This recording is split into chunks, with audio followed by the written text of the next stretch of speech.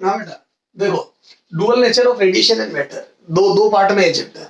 पहले रेडिएशन का dual nature देखेंगे, फिर मैटर का। मैटर का डुअल नेचर होता है ये डी प्रॉब्लम बताया, और रेडिएशन का डुअल नेचर, ठीक है। रेडिएशन मतलब यानी कि जो अपने पास जो लाइट वेव या लाइट रेडिएशन गिर रही है वो wave as well as particle दोनों की तरह बिहेव करती है, क्यों, ठीक है।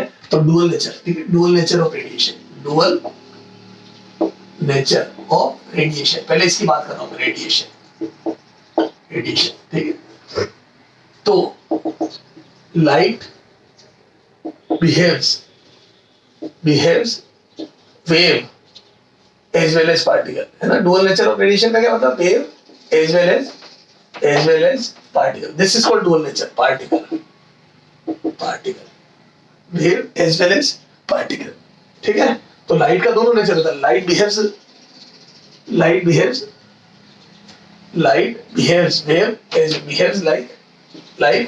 wave as well as particle, ठीक है। फिनोमिनन इंटरफेरेंस, डिफ्रैक्शन, ऐसे तुक्के में बात नहीं करता था, ये diffraction and polarisation, can be explain using wave nature of light, light radiation, ठीक है। तो इंटरफेरेंस, डिफ्रैक्शन, पोलराइजेशन, अगर ये तीनों फिनोमेनन आपको समझाने हैं, ठीक है, पोलराइजेशन, अगर ये तीनों फिनोमेनन आपको समझाने हैं, तो आपको क्या मानना पड़ेगा, वेव नेचर। पार्टिकल नेचर से वो नहीं समझा सकते, but photo electric effect can be explain using particle nature only। अगर आपको फोटो इलेक्ट्रिक इफेक्ट तो वेव नेचर फेल हो गया उसमें, कैसे फेल हुआ है बताऊंगा मैं, ठीक है। तो पार्टिकल नेचर मानना पड़ेगा। According to Planck's quantum theory,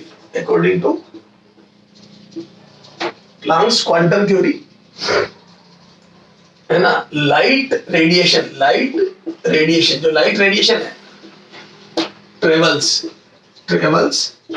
in the form of discrete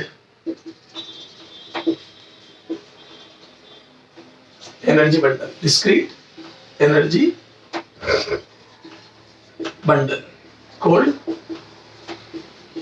photon, है ना। Light radiations travels in the form of discrete energy bundle called photon, ठीक है। तो जो पार्टिकल नेचर है उसमें अपन ने क्या माना, लाइट एक फोटोन एनर्जी बंडल के टर्म्स में ट्रेवल कर रही है, उस एनर्जी बंडल को क्या बोला, फोटोन, कॉल्ड फोटोन। थोड़ा सा एक बार डायग्राम बना के देखते हैं क्या कहना चाहते हैं। तो light travels in the form of energy bundle called photon, ये देखो, ये इस टाइप से। तो एनर्जी के पैकेट, जैसे वाटर बलून नहीं होता, जैसे आप देखो होली के दिनों में कहीं से निकलते हो, बच्चे ऊपर से बलून फेंकते तुम्हारे ऊपर, अपन ऊपर देखते बच्चे बोलते पूरा ना मानो होली, याद है वो पानी के, तो वो एक बलून के अंदर पर्टिकुलर पानी भर देते, 10-10 ml, 20-20 ml, 50-50 ml, 100 ml के पानी के वो बलून। तो मैं बोलूँ पर्टिकुलर बलून में पर्टिकुलर पानी का अमाउंट होता है, ठीक है। तो प्लैंक्स क्वांटम थ्योरी के अकॉर्डिंग भी लाइट एक एनर्जी पैकेट्स की फॉर्म में ट्रेवल कर रही है, यानी कि सन से हमारे पास, ठीक है। तो according to Planck's quantum theory, है ना। तो देखो बेटा, उसने बचपन में सिनसिनरी बनाई हुई, तो अपना जो सन में है अपने ऐसे वेव टाइप बनाया था, ठीक है। उसकी सिनसिनरी में सन से निकलने वाली रेडिएशन ये ऐसी बनी हुई, ठीक है। ये समझ गए। तो उसका सन ऐसा नजर आएगा, इसका प्लैंक्स क्वांटम थ्योरी के अकॉर्डिंग, ठीक है। तो ये this energy bundle this is called photon. और अगर फोटोन है या एनर्जी के बंडल की फॉर्म में ट्रेवल करी तो इसकी कुछ प्रॉपर्टीज होगी, तो अपन देखते हैं फोटोन की प्रॉपर्टीज, ठीक है। तो एनर्जी बंडल के टर्म्स में ट्रेवल कर रही है। अब अपन आगे सब देखेंगे, ठीक है। तो प्रॉपर्टीज ऑफ फोटोन, तो यहाँ पे लगे आप प्रॉपर्टीज आया है, प्रॉपर्टीज ऑफ फोटोन, जैसे बह रहा है चैप्टर वैसे बहने दो। प्रॉपर्टीज ऑफ फोटोन, फर्स्ट देखो energy of photon, energy of packet, energy of photon. भैया अगर पैकेट के अंदर एनर्जी है पर्टिकुलर, जैसे अपन बलून में कितना पानी भर रहे हैं, तो छोटे बलून में कम, बड़े में कम, तो अपने को पता है, बड़े में ज्यादा तो अपने को पता है वो कितना भर है। तो energy of photon is given bye तो एनर्जी का फॉर्मूला होता है H। ये फोटोन की एनर्जी है। क्या मैं बोल दूं energy is proportional to nu, E is proportional to nu. तो आपका अगर ग्राफ बनेगा तो ऐसा बनेगा, ये न्यू और ये एनर्जी। तो फोटोन की एनर्जी ऐसे प्रोपोर्शनल है, स्ट्रेट लाइन है बात। तो जैसे जैसे फ्रीक्वेंसी बढ़ती है फोटोन की, वैसे वैसे एक पैकेट की एनर्जी बढ़ती जाती है। जितनी ज्यादा फ्रीक्वेंसी उतनी पैकेट की एनर्जी ज्यादा, ठीक है। और E equal to SC by lambda. तो ये एनर्जी होगी SC बाय लैम्डा, ये है ना। तो यहाँ पे बोल दो लैम्डा की इनवर्सली, यहाँ प्रोपोर्शनल, यहाँ energy is inversely proportional to lambda. जितनी वेवलेंथ बढ़ती है फोटोन की उतनी एनर्जी कम होती है। तो फ्रीक्वेंसी के साथ एनर्जी बढ़ती है और वेवलेंथ के साथ कम होती है। तो energy is inversely proportional to lambda. Frequency बढ़ाओ एनर्जी बढ़ेगी, वेवलेंथ बढ़ाओ एनर्जी घटेगी, ये हिसाब किताब क्लियर है। ठीक सर। तो ये तो हो गया फोटोन की एनर्जी। अच्छा, मोमेंटम ऑफ फोटोन, अगर देखो पार्टिकल है तो पार्टिकल तो फोर्स एक्सर्ट करता है जगह जगह, तो पार्टिकल का मोमेंटम होता है और वो फोर्स लगाता है। तो मोमेंटम ऑफ फोटोन। अच्छा अभी तो देखो एनर्जी ऑफ फोटोन, एक बार और देख, एनर्जी ऑफ फोटोन में क्या है, E बराबर अपना SC बाय लैम्डा आ गया। तो बोलो, तो यहाँ पे लैम्डा की वैल्यू रख दो, ये इसको मैं ये लिख सकता हूँ E बराबर या H और C की वैल्यू रख के और इसको एंगस्ट्रॉम में कन्वर्ट करके मैंने सोल्व कर दिया 12400 के करीब 12400 divide by lambda. Lambda angstrom में रखना तो आपको एनर्जी इलेक्ट्रॉन वोल्ट में मिल जाएगी। किसमें मिल जाएगी? This is the working formula, energy निकालने का ये वर्किंग फॉर्मूला, इससे मैं एनर्जी निकालूंगा। तो मैंने H और C की वैल्यू रख के और उसको कन्वर्ट कर पूरा के 12400 अपन लैम्डा को एंगस्ट्रॉम में रख दे तो एनर्जी इलेक्ट्रॉन वोल्ट में मिल जाएगी। This is the energy of photon. ठीक है, ठीक सर। अब मोमेंटम ऑफ फोटोन, अगर पार्टिकल है तो मोमेंटम होगा, momentum of photon of photons. So momentum of photon is given by, है ना? Momentum of photon is given by E is equal to H by lambda. This is the sorry P बराबर H by lambda. This is the momentum of photon. Photon का जो momentum वो H by lambda. Where H is Planck constant, scale को पता आपको, जगह जगह ये Planck constant H is equal to कितना होता है? 6.6 into 10 to the power minus 34. ठीक है? Joule into second. अरे बोलो ना, H न्यू नीचे है ना, सेकंड ऊपर आ जाएगा, जूल सेकंड। ये तो ये प्लैंक कांस्टेंट की वैल्यू और लैम्डा की वैल्यू, ठीक है। तो मोमेंटम होता है, तो अगर पार्टिकल है तो मोमेंटम होगा, एनर्जी होगी, ठीक sir. Second property, third property है ना, it's rest mass is zero. Third property क्या है? Rest mass of photon, it's rest mass is zero. Rest mass of photon is zero, ठीक। फोर्थ, it is electrically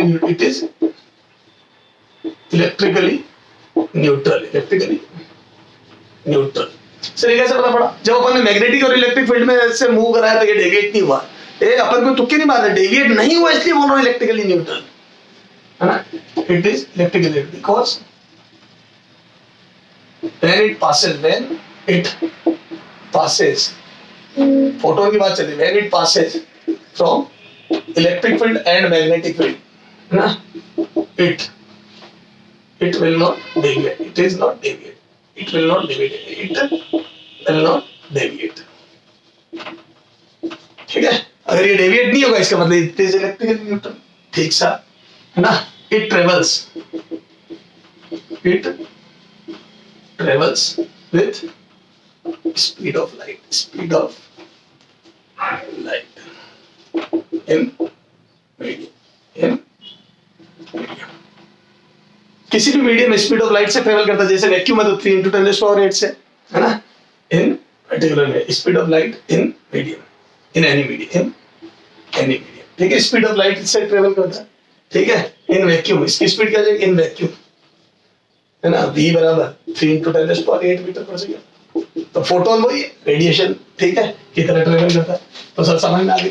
तो electrically neutral होता है, electric field और magnetic field में deflect नहीं होता है, मोमेंटम होता है, एनर्जी होती है, ठीक है। एनर्जी मोमेंटम सब देख लिए, ठीक है। और ये डेविएट नहीं होता है। और बता प्रॉपर्टी क्या है? कोई चीज है तो नहीं गई, ठीक सर, है ना। वेलोसिटी अपन ने देखी थी, ठीक है। तो ये बात है। अब अपने को फोटोन पता पड़ गया, फोटोन क्या होता है, डुअल नेचर क्या होता है, ठीक सर। अब देखो, अब अपने को फोटोन तो पता पड़ गया। अब फोटो इलेक्ट्रिक इफेक्ट, है ना। फोटोन का इलेक्ट्रिक इफेक्ट देखने के लिए पहले थोड़ा मेटल लाना पड़ेगा, तो इलेक्ट्रॉन एमिट कराने पड़ेंगे। तो अपन देखते हैं मेटल, है ना। इलेक्ट्रॉन कैसे एमिट होता है? मेटल, तो मैं बोल दूं मेटल में फ्री इलेक्ट्रॉन होते हैं। इधर देखो, ये मेटल के अंदर मैं बोल दूं फ्री इलेक्ट्रॉन्स होते हैं। इधर देखना ध्यान से, ठीक है। यहाँ पे लिखते हैं एमिशन, अब फोटो इलेक्ट्रिक में emission of electron from metal, emission of electron from metal. तो मेटल में खूब सारे फ्री इलेक्ट्रॉन होते हैं, आपको पता है।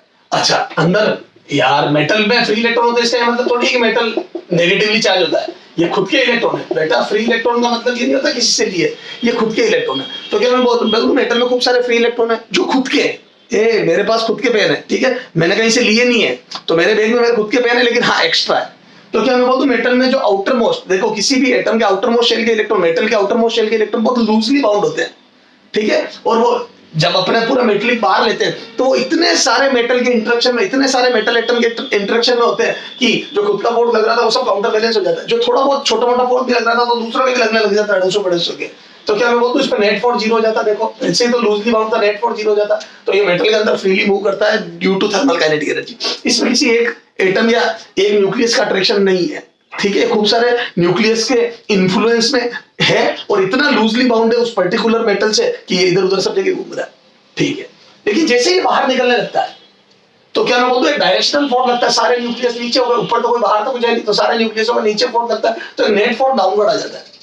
तो ये अपने आप बाहर नहीं जा सकते, मतलब तुम मेरी क्लासरूम में पढ़ रहे हो, मेरी क्लासरूम में इधर से उधर, ठीक है, सीट चेंज करके बैठ जाओ, मेरे को प्रॉब्लम ज्यादा नहीं होगी। लेकिन तुम जैसे बाहर जाना, मैं पढ़ते हैं कहा जा रहा है पकड़ के अंदर लाऊंगा, तो मैं बाहर तो नहीं जाने दूं, ठीक है। तो जैसे बाहर जाने लगते तो सारे न्यूक्लियस मिलकर उसका इन्वर्टेड फोर्स लगाते हैं, ठीक है। तो मैं बोलूं एक तरीके से एनर्जी बैरियर है, बाहर निकलना तो उस बैरियर को ओवरकम करना पड़ेगा। तुम्हें अगर बाहर निकलना है मेरी क्लास से तो मेरी डांट या मेरी चिल्लाहट को ओवरकम करना पड़ेगा। तो कई बार क्या होता है स्टूडेंट पड़ोस वाला बैठ के भगत सिंह बना देता है, तू क्या डर रहा है, साथ में चला जा बाहर। तो क्या होता है पड़ोस वाला स्टूडेंट उसको भगत सिंह बना देता है कि क्या डर, तो वो जैसे ही बाहर जाने लगता है मैं बोलता है कहाँ जा रहा, तो बोला है जाऊंगा, तो मैं बोल दूं वो मेरी उस होता है ना जो मेरे गुस्से को ओवरकम करके चला गया। तो इस इलेक्ट्रॉन को भी एक एनर्जी बैरियर, यानी कि इस बैरियर को ओवरकम करना है, ठीक है। तो मैं बोल दूं उसको बोलते हैं वर्क फंक्शन, उसको बोलते हैं मेटल का वर्क फंक्शन, फाइन। तो बोल दो यहां से, हाँ वर्क फंक्शन फाइन, तो डेफिनेशन लिखता है वर्क फंक्शन, फंक्शन फाइन क्या होती है, minimum energy, minimum energy, energy required to remove an electron to remove an electron from metal surface, ठीक है। Minimum energy required to remove an electron from metal surface is called work function, किसी भी metal से electron को निकालना तो अपने आप नहीं आएगा, मिनिमम एनर्जी चाहिए, क्यों, क्योंकि इनके नेट फोर्स को ओवरकम करना है, that is called work function, ठीक साहब, ठीक है। अब देखो जितना वर्क फंक्शन कम होगा एज वर्क फंक्शन डिक्रीजेस, है ना, ease there, है ना, easy to remove, है ना, easy to remove, will be easy to remove an electron, will be easy to remove electron from metal surface, जितना वर्क फंक्शन कम होगा उतना आसानी से इलेक्ट्रॉन इजेक्ट कर देगा मेटल। तो जितना वर्क फंक्शन कम है ना, तो बोल दूं 5a is less than 5b means it is easier to remove electron from surface A, from metal A, इस बात का मतलब हुआ। तो A और B में अगर वर्क फंक्शन A का कम है तो जितना वर्क फंक्शन कम है उतना इजी है इलेक्ट्रॉन को निकालना, ठीक से क्लियर है। तो वर्क फंक्शन क्या समझ में है, minimum energy required to remove an electron from metal. Sir minimum energy क्यों लिखा, बेटा जितना डेप्थ से आएगा, इधर देख, एक तो होता है इलेक्ट्रॉन सरफेस वाला बाहर आए, है ना ये, और एक होता है डेप्थ से आए। तो जितना डेप्थ से आएगा उतना कोलिजन में भी एनर्जी लॉस करेगा, समझ गए। जैसे यहां से बाहर आया 2 एनर्जी चाहिए, यहां से आया तो एक तो कोलिजन में गई और 2 बाहर आने में तो 3 चाहिए। तो 3 is not work function is this 2 यहां से बाहर आने में, क्योंकि ये जो कोलिजन में एनर्जी गई ये वर्क फंक्शन की डेफिनेशन में नहीं आता। वर्क फंक्शन क्या होता है, मिनिमम एनर्जी, मिनिमम इसको नहीं, इसको चाहिए, ये सीधा बाहर आता है, इसमें कोई कोलिजन नहीं, तो ये सीधा बाहर आया, तो यहाँ 2 चाहिए या 3 चाहिए। 3 इज नॉट वर्क फंक्शन, 2 में बाहर आता रहा इलेक्ट्रॉन। कल तुम कह दोगे 3 एनर्जी चाहिए, मैं इसको 3 दे दूंगा, ये तो 2 में ये बाहर आने लग गया था, तो वो तो मिनिमम एनर्जी। तो आप क्या लिखोगे वर्क फंक्शन की डेफिनेशन, तो मिनिमम एनर्जी, है ना, या और एक और definition, energy required to remove surface electron. अब मिनिमम नहीं लिखा, सरफेस इलेक्ट्रॉन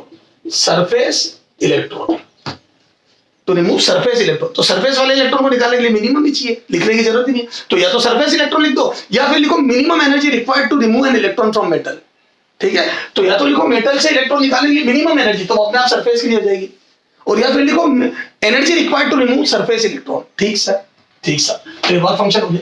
हाँ देखो, cesium है least value of work function, तो जितना वर्क फंक्शन कम है, least value of work function, जितना वर्क फंक्शन कम है उतना अच्छा मेटेलिक प्रॉपर्टी होती है, उतना आसानी से इलेक्ट्रॉन, उतनी इजीली इलेक्ट्रॉन देता है। cesium has least value of work function, hence it is called, ये ध्यान रखना, very important, it is called photosensitive metal। क्या बोलते हैं इसको? Photosensitive metal. इसके लीस्ट वैल्यू होती है वर्क फंक्शन की, इसलिए इसको फोटोसेंसिटिव मेटल बोलते हैं, सीजियम को। And it is used in solar cell, hence it is used in solar cell और सोलर पैनल। तो सोलर सेल या सोलर पैनल में यूज करते हैं इसको। ठीक सर। तो सीजियम के वर्क फंक्शन की वैल्यू लीस्ट होती है पीरियोडिक टेबल में, इसलिए इसको सोलर सेल या सोलर पैनल में यूज करते हैं। ठीक है सर। तो मेटल हो गया, वर्क फंक्शन हो गया, मेटेलिक सरफेस है, अरे बोलो वर्क फंक्शन हो गया। क्या होता है डुअल नेचर, ये समझ में आ गया सर। अब देखो फोटोन की प्रॉपर्टीज हो गई। ठीक सर। अब देखो emission of electron from metal, तो इलेक्ट्रॉन को एमिट करने के अलग अलग तरीके होते हैं। सबसे पहला देखो थर्मियोनिक एमिशन, फर्स्ट थर्माइनिक या thermionic emission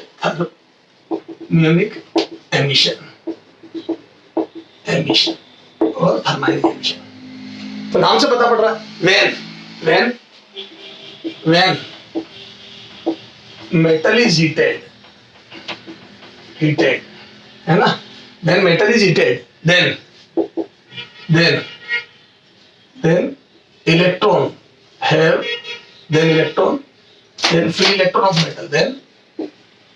free electron of metal sufficient thermal energy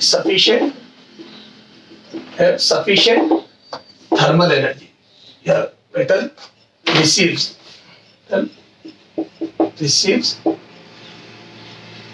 sufficient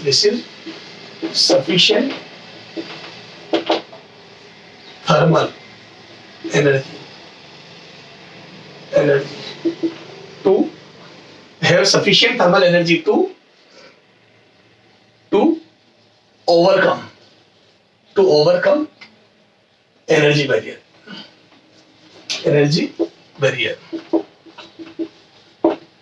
ठीक है।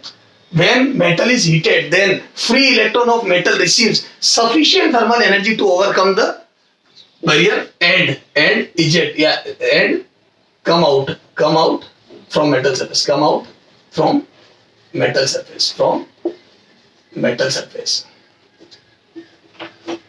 surface with zero kinetic energy होगी नहीं, क्यों? क्योंकि जैसे sufficient energy होगी बाहर आ जाएंगे। तो when metal is heated, then free electron of metal है ना, heated then free electron of metal receives sufficient thermal energy to overcome the energy barrier and come out from metal surface, ठीक है, with zero kinetic energy. This is called thermionic emission. ठीक है, ये तो गया thermionic emission. अब आ जाओ second, क्या? फील्ड एमिशन और कोल्ड एमिशन भी बोलते हैं इसको, फील्ड एमिशन और cold emission. Cold cathode emission भी ठीक है। कोल्ड क्यों? क्योंकि इसमें गर्म नहीं करूंगा, है ना। when metal is subjected in a high value electric field कितनी होती है sir high value electric field? 10⁻³ to 10⁸ volt per metre, इतनी high value electric field. Then subject है high value electric field, then electron electron come out from, electron is ejected from metal plate, या cathode plate from metal is called field emission. Is called field emission. इसको बोलते हैं field emission. Electric field की वजह से इलेक्ट्रॉनों का emission is called field emission. तो पहला था थर्मियोनिक एमिशन जिसमें हीट देने से इलेक्ट्रॉन एमिट होता है, और दूसरा हो गया फील्ड एमिशन जिसमें इलेक्ट्रिक फील्ड की वजह से इलेक्ट्रॉन एमिशन होता है. ठीक है, ये होता है बेटा सेकेंडरी एमिशन. क्या होता है? Secondary emission. ठीक है, हाँ सेकेंडरी एमिशन. तो सेकेंडरी एमिशन क्या होता है बेटा? Third secondary emission. सर ये क्या होता है सेकेंडरी एमिशन? तो देखो then electron having high kinetic energy strike on metal surface, it transfer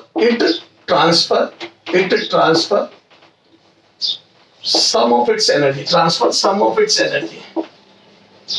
energy to free electron of metal. ठीक है, मेटल के फ्री इलेक्ट्रॉन को कुछ एनर्जी ट्रांसफर कर देता है, and it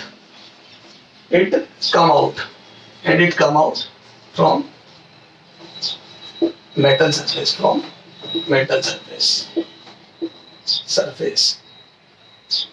out from metal surface. This phenomenon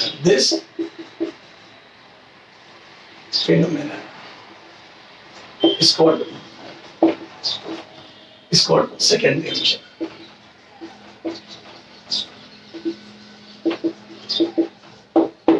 Is called secondary emission. ठीक है, तो when electron having high kinetic energy strike on metal surface, it transfer some of its energy to free electron of metal, and it come out from metallic surface. This phenomenon is called secondary emission. तो इसमें electron टकरा के electron को बाहर निकालता है. एक में इलेक्ट्रिक फील्ड की वजह से इलेक्ट्रॉन बाहर निकलता है, और एक में गर्म करने से इलेक्ट्रॉन बाहर निकला. ठीक है, अब फोटो इलेक्ट्रिक इफेक्ट. और तीसरा क्या बेटा? Photo electric effect. अगला क्या? Photo electric effect. Photo electric effect.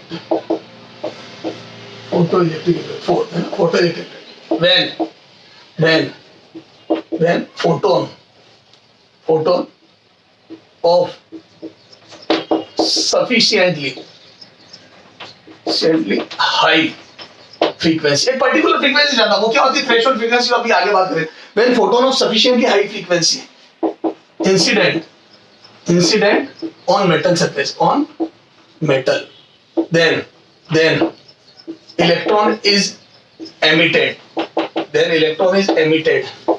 from metal with some kinetic energy. It's called photoelectric effect. समझ गए? तो जब भी फोटोन गिरेंगे, है ना, फोटोन गिरेंगे सफिशिएंटली हाई फ्रीक्वेंसी के, मतलब पर्टिकुलर फ्रीक्वेंसी ज्यादा के, then electron will be emitted, electron will emit from metal surface, with some kinetic energy, is called photoelectric effect. This phenomenon is called photoelectric effect. तो particular है ना, तो is called photoelectric effect. ठीक sir, तो ये तो गया photoelectric effect. ठीक सर, तो फोटोन क्या होता है, फोटोन की प्रॉपर्टीज क्या होती है, फोटोइलेक्ट्रिक इफेक्ट क्या होता है, ये सारी बात तो समझ में आ गई. अब देखो फोटो इलेक्ट्रिक एक्सपेरिमेंट, क्या बात कर रहे हैं अपन? Photo electric experiment. तब अपन बात करते हैं फोटो इलेक्ट्रिक एक्सपेरिमेंट. अब देखो क्या होता है, लेनार्ड, ठीक है, क्या बोला मैंने? लेनार्ड और मिलिकन ने मिलकर एक्सपेरिमेंट करा. तो फोटो इलेक्ट्रिक एक्सपेरिमेंट में क्या होता है बेटा? तो सबसे पहले तो फोटो इलेक्ट्रिक एक्सपेरिमेंट में देखो बेटा, है ना, एक ये ट्यूब है, ठीक है, इसमें इसको बोलते हैं कैथोड, इसको बोलते हैं एनोड. इसको एक ग्लास या क्वार्ट्ज ट्यूब, वैक्यूम वाली, है ना, इवैक्यूएटेड वैक्यूम या इवैक्यूएटेड ट्यूब, ग्लास ट्यूब या क्वार्ट्ज ट्यूब, ठीक है, इसके अंदर वैक्यूम क्रिएट किया हुआ. वैक्यूम क्यों किया हुआ? वैक्यूम क्रिएट क्योंकि यहाँ पे इतनी हीट वगैरह जनरेट होगी, लाइट वगैरह जनरेट होगी कि अगर मान लो गैस भर दूंगा, कुछ भी वैक्यूम नहीं होगा, तो वो एक्सपेंड करके ये ब्लास्ट हो जाएगी, फट जाएगी. ठीक सर, यहाँ पे ग्लास विंडो बना दी. क्या बना दी? ग्लास, उस पर एक फिल्टर लगा दिया। फिल्टर मतलब जो एक पर्टिकुलर वेवलेंथ या फ्रीक्वेंसी को जाने देगा, ठीक है ये। और इस विंडो से अपन फोटोन गिराते हैं इस मेटल पे, यहाँ से फोटोन इंसिडेंट होंगे, ठीक है ये यहाँ से फोटोन गिरेंगे, ये ठीक है ये ठीक सर। यहाँ पे अपन ये कैथोड से एनोड को जोड़ते हुए एक वेरिएबल है ना, ये वेरिएबल वोल्टेज जिसको अपन वेरी कर सके है ना, रियोस्टेट लगा देते हैं। ठीक, मैं तुम्हारे लिए ऐसा डायग्राम बना रहा हूँ, इसको आगे पीछे कर दो तो कुछ ड्रॉप यहाँ हो जाएगा, कुछ इस ट्यूब पे हो जाएगा, तो वोल्टेज बदलता रहेगा माइनस प्लस है ना। यहाँ पे थोड़ा सा ऊपर लगा रहा हूँ, ये वोल्ट मीटर लगा दिया। ये एक्सपेरिमेंट करे तो वोल्टेज नापना तो पड़ेगा ना, तो ये नीचे की जगह ऊपर लगा दिया, जगह नहीं थी तो। और यहाँ पे माइक्रो एमीटर, क्योंकि करंट जाएगा माइक्रो एम्पियर में आएगा, तो माइक्रो एमीटर लगा दिया, वो सेंसिटिव, ठीक है। माइक्रो एमीटर जो करंट नापेगा ये वोल्टेज नापेगा, और यहाँ से मैं वोल्टेज वेरी करूंगा, चाहूंगा तो इधर माइनस इधर प्लस भी कर दूंगा कभी, ठीक है। अब देखो तो ये हो गया, तो अपन इसका कंस्ट्रक्शन लिखेंगे तो क्या है, उस कंस्ट्रक्शन में आप क्या क्या लिखोगे, एक इवेक्यूएटेड ग्लास ट्यूब है जिसमें कैथोड और एनोड दो प्लेटें, एक कैथोड जिसको एमिटर प्लेट भी बोलते हैं और एनोड जिसको कलेक्टर प्लेट भी बोलते हैं, दो लगी हुई है। इन पर हाई वोल्टेज की बैटरी लगाई हुई है रियोस्टेट के साथ, जिससे वोल्टेज में वेरी कर सकता हूँ। एक वोल्ट मीटर और एक माइक्रो एमीटर कनेक्टेड है, तो इस ट्यूब के साथ एक एमीटर, एक हाई वोल्टेज बैटरी एंड एक वोल्ट मीटर कनेक्टेड है, शोन इन डायग्राम। एक ग्लास विंडो W बनाई हुई है जहां से अपन फोटोन इंसिडेंट कराते हैं सोर्स से, ठीक है। और यहाँ पे एक फिल्टर लगाया हुआ, क्या लगाया है ना, फ्रीक्वेंसी सेलेक्टेड या वेवलेंथ सेलेक्टेड फिल्टर। तो एक पर्टिकुलर वेवलेंथ की लाइट या पर्टिकुलर फ्रीक्वेंसी की लाइट को ही जाने देता है, ठीक है। अच्छा क्लियर है, ये तो हो गया एक्सपेरिमेंटल सेटअप। तो इसकी रामायण लिख लोगे, ठीक है, तो उसको आप डिटेल में लिख लो, ठीक सर। ये अब देखो क्या होगा बेटा, तो अब जब यहाँ पे जब अपन एक पर्टिकुलर एनर्जी, एक पर्टिकुलर फ्रीक्वेंसी या पर्टिकुलर एनर्जी ज्यादा का फोटोन डालेंगे तो यहाँ से इलेक्ट्रॉन एमिट होंगे। ये देखो, तो मैं बोल दूं यहाँ पे जब रेडिएशन, अभी आप फोटोन की बात, रेडिएशन, तो जब यहाँ पे एक पर्टिकुलर फ्रीक्वेंसी से हायर रेडिएशन जब गिरेगी तो रेडिएशन गिरने से यहाँ से इलेक्ट्रॉन एमिट होंगे, लेकिन वो इलेक्ट्रॉन अलग अलग डायरेक्शन में जाएंगे। जब मैं यहाँ 0 वोल्टेज लगाता हूँ तो कुछ इलेक्ट्रॉन इधर जाते हैं, कुछ इलेक्ट्रॉन सीधे जाते हैं, कुछ इलेक्ट्रॉन इधर जाते हैं, पर कुछ इलेक्ट्रॉन इधर भी पहुंचते हैं, तो मैं बोल दूं अलग अलग डायरेक्शन में। तो जब 0 वोल्टेज अप्लाई करा यहाँ तो कुछ इलेक्ट्रॉन सीधे जाके यहाँ एनोड प्लेट पे कलेक्ट हो जाते हैं, एनोड प्लेट पे कलेक्ट होते हैं तो यहाँ पे एक करंट फ्लो करता है और एक करंट फ्लो करता है, तो ये मैं बोल दूं 0 वोल्टेज पे भी करंट आया। तो जब मेरा अप्लाइड वोल्टेज, ठीक है, अप्लाइड वोल्टेज, देखो अपन ये जो प्लस लेते हैं, ये लेते हैं ये जो है पोटेंशियल ऑफ एनोड, क्या है ये दी एनोड का potential, potential of anode with respect to cathode, with respect to cathode के रिस्पेक्ट में पोटेंशियल है। जैसे मैं बताता हूँ, ये अगर कैथोड से ज्यादा है तो मैं बोल दूंगा पॉजिटिव पोटेंशियल, मतलब यहाँ पे प्लस लगाया हायर पोटेंशियल। ये कैथोड से कम है तो मैं नेगेटिव बोलूंगा, समझ गया, तो मैंने 0 लगाया, तो समझ गया ये विद रिस्पेक्ट टू क्या है, ये पोटेंशियल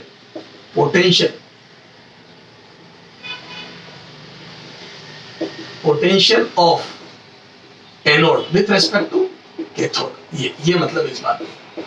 तो पॉजिटिव मतलब इधर आया, कैथोड मतलब पोटेंशियल ऑफ एनोड, तो एनोड का पोटेंशियल कैथोड से ज्यादा हुआ तो पॉजिटिव हुआ, ठीक है। अब मैंने जब 0 लगाने हुआ तो कुछ करंट है, ए या आई, क्योंकि माइक्रो एम्पियर में, आई माइक्रो एम्पियर में, तो बोल दो जब आपने 0 वोल्टेज लगाया यहाँ पे तब भी कुछ करंट है, क्योंकि कुछ इलेक्ट्रॉन सीधे सीधे जा रहे हैं, क्योंकि फोटो इलेक्ट्रॉन में जब ये रेडिएशन गिरेगी तो कुछ एनर्जी के साथ, कुछ काइनेटिक एनर्जी के साथ इलेक्ट्रॉन है। अगर एनर्जी नहीं होती, काइनेटिक एनर्जी नहीं होती, यानी कि थर्माइनिक एमिशन होता है ना, थर्माइनिक एमिशन होता, तो क्या मैं बोल दूं अगर काइनेटिक एनर्जी नहीं होती तो ये इलेक्ट्रॉन, कोई करंट आना ही नहीं चाहिए था 0 वोल्टेज पे, पर करंट आ रहा है, इसका मतलब कुछ काइनेटिक एनर्जी के साथ इलेक्ट्रॉन निकले, ठीक है। अब जैसे जैसे यहाँ पे पॉजिटिव पोटेंशियल बढ़ाया गया, ये यहाँ पे हाई पोटेंशियल बढ़ाया गया, मतलब इसको इधर कर दो ताकि यहाँ ड्रॉप कम हो, यहाँ ड्रॉप ज्यादा हो, तो जैसे जैसे पॉजिटिव पोटेंशियल बढ़ाया गया वैसे वैसे करंट बढ़ने लगा। तो जैसे जैसे जो तो जैसे जैसे पॉजिटिव पोटेंशियल बढ़ाया गया वैसे वैसे करंट बढ़ने लगा, और पॉजिटिव पोटेंशियल बढ़ाते देखो क्या हुआ, जो इलेक्ट्रॉन इधर जा रहे थे या इधर जा रहे थे वो भी अट्रैक्ट होकर आने लगे पॉजिटिव पोटेंशियल बढ़ने से। लेकिन अभी भी जो बहुत ज्यादा तिरछे जा रहे थे वो अट्रैक्ट हुए, लेकिन वो यूं निकल गए। तो क्या मैं बोल दूं, पहले कुछ सीधे जा रहे थे तो 0 वोल्टेज पे वो पहुंचे तो 8-10 इलेक्ट्रॉन पहुंच गया, फिर जो इलेक्ट्रॉन थोड़े तिरछे जा रहे थे, खूब ज्यादा तिरछे, थोड़े तिरछे, तो थोड़ा सा पॉजिटिव बढ़ाते, जो तिरछे जा रहे थे उनको भी अट्रैक्ट कर लिया इसने, तो जो उधर जा रहे थे उनको थोड़ा सा बेंडिंग करके इधर अट्रैक्ट कर लिया, तो करंट बढ़ने लगा। फिर और पॉजिटिव बढ़ाया तो जो ज्यादा तिरछे जा रहे थे, जो बेंड होके आ नहीं पाए प्लेट तक, वो भी अब आने लगे, वो ज्यादा बेंड होने लग गए। तो जितना ज्यादा अट्रैक्शन बढ़ेगा उसे ऐसे करंट बढ़ेगा। लेकिन जब मैं पॉजिटिव बढ़ाते इतना ज्यादा बढ़ा दूं कि जो सबसे ज्यादा डेविएटेड इलेक्ट्रॉन था वो भी पहुंचने लग जाए, तो करंट वुड बी मैक्सिमम। तो एक समय आता है वोल्टेज बढ़ाते जब करंट की वैल्यू कांस्टेंट होने लगती है, यानी कि जितनी होनी थी उतनी होने लगती है और फाइनली कांस्टेंट हो जाती है। क्लियर है? ये constant, this is called saturation current. क्या बोलते हैं इसको? Saturation current. This peak value of current, तो एक वोल्टेज बढ़ाते बढ़ाते जब करंट कांस्टेंट हो जाए फाइनली, तो that is called saturation current. तो maximum current flowing in photoelectric experiment tube या फोटोइलेक्ट्रिक ट्यूब इज या photoelectric setup is called saturation current. इसके इनवर्स में अगर यहाँ नेगेटिव वोल्टेज लगा दूं तो क्या मैं बोल दूं यहाँ पे इलेक्ट्रॉन निकल रहा है? देखो बेटा, आपने रेडिएशन गिरी, जैसे मान लो यहाँ पे 10 इलेक्ट्रॉन वोल्ट एनर्जी की रेडिएशन है और ये वर्क फंक्शन इस मेटल का 2 इलेक्ट्रॉन वोल्ट है ना भाई, जो भी है, तो मैं बोल दूं यहाँ पे या 3 इलेक्ट्रॉन वोल्ट, तो मैं बोल दूं ये जो रेडिएशन निकलेगी ये 7 इलेक्ट्रॉन वोल्ट मैक्सिमम की निकलेगी। तो यहाँ से डिफरेंट, तो जब उन्होंने नेगेटिव वोल्टेज लगाया, हालांकि तो उन्होंने जब नेगेटिव वोल्टेज लगाया तो उन्होंने देखा करंट घटने लगा, और करंट घटते जब इतना एक बहुत ज्यादा नेगेटिव वोल्टेज लगा दिया तो करंट की वैल्यू 0 हो गई। तो वो वोल्टेज, वो नेगेटिव वोल्टेज, वो इनवर्स वोल्टेज, मतलब एनोड का कम, कैथोड के रिस्पेक्ट में, वो नेगेटिव वोल्टेज जिस पर सारे इलेक्ट्रॉन, यानी कि कोई भी इलेक्ट्रॉन यहाँ पहुंच ना पाए, यानी कि करंट फ्लो होना बंद हो जाए, is called stopping potential. This is called stopping potential. This is saturation current. Saturation current. तो मैक्सिमम वैल्यू ऑफ करंट है ना in circuit, maximum value of current is called saturation current, और stopping potential वो potential जिस पे electron stop या current stop हो जाए, that is called stopping potential. तो स्टॉपिंग पोटेंशियल वो पोटेंशियल जिसमें करंट स्टॉप हो जाए, और सैचुरेशन करंट सर्किट में फ्लो होने वाला मैक्सिमम करंट है। क्लियर है क्या? तो ये एक्सपेरिमेंट था, ठीक है। अब देखो इफेक्ट ऑफ, सुनना ध्यान से। अब उन्होंने ये देखा, अगर हम रेडिएशन की इंटेंसिटी फिक्स फ्रीक्वेंसी के सोर्स की रेडिएशन की इंटेंसिटी बढ़ाए, अब यार फ्रीक्वेंसी फिक्स कर दी तो इंटेंसिटी का मतलब नंबर ऑफ फोटोन, तो उन्होंने देखा कि आप जब इंटेंसिटी बढ़ा रहे हो फ्रीक्वेंसी फिक्स रखे तो स्टॉपिंग पोटेंशियल पे तो कोई फर्क नहीं आया, लेकिन सैचुरेशन करंट बढ़ने लगा। क्यों? क्योंकि ज्यादा, तो सैचुरेशन करंट बढ़ने लगा। तो ये देखो effect of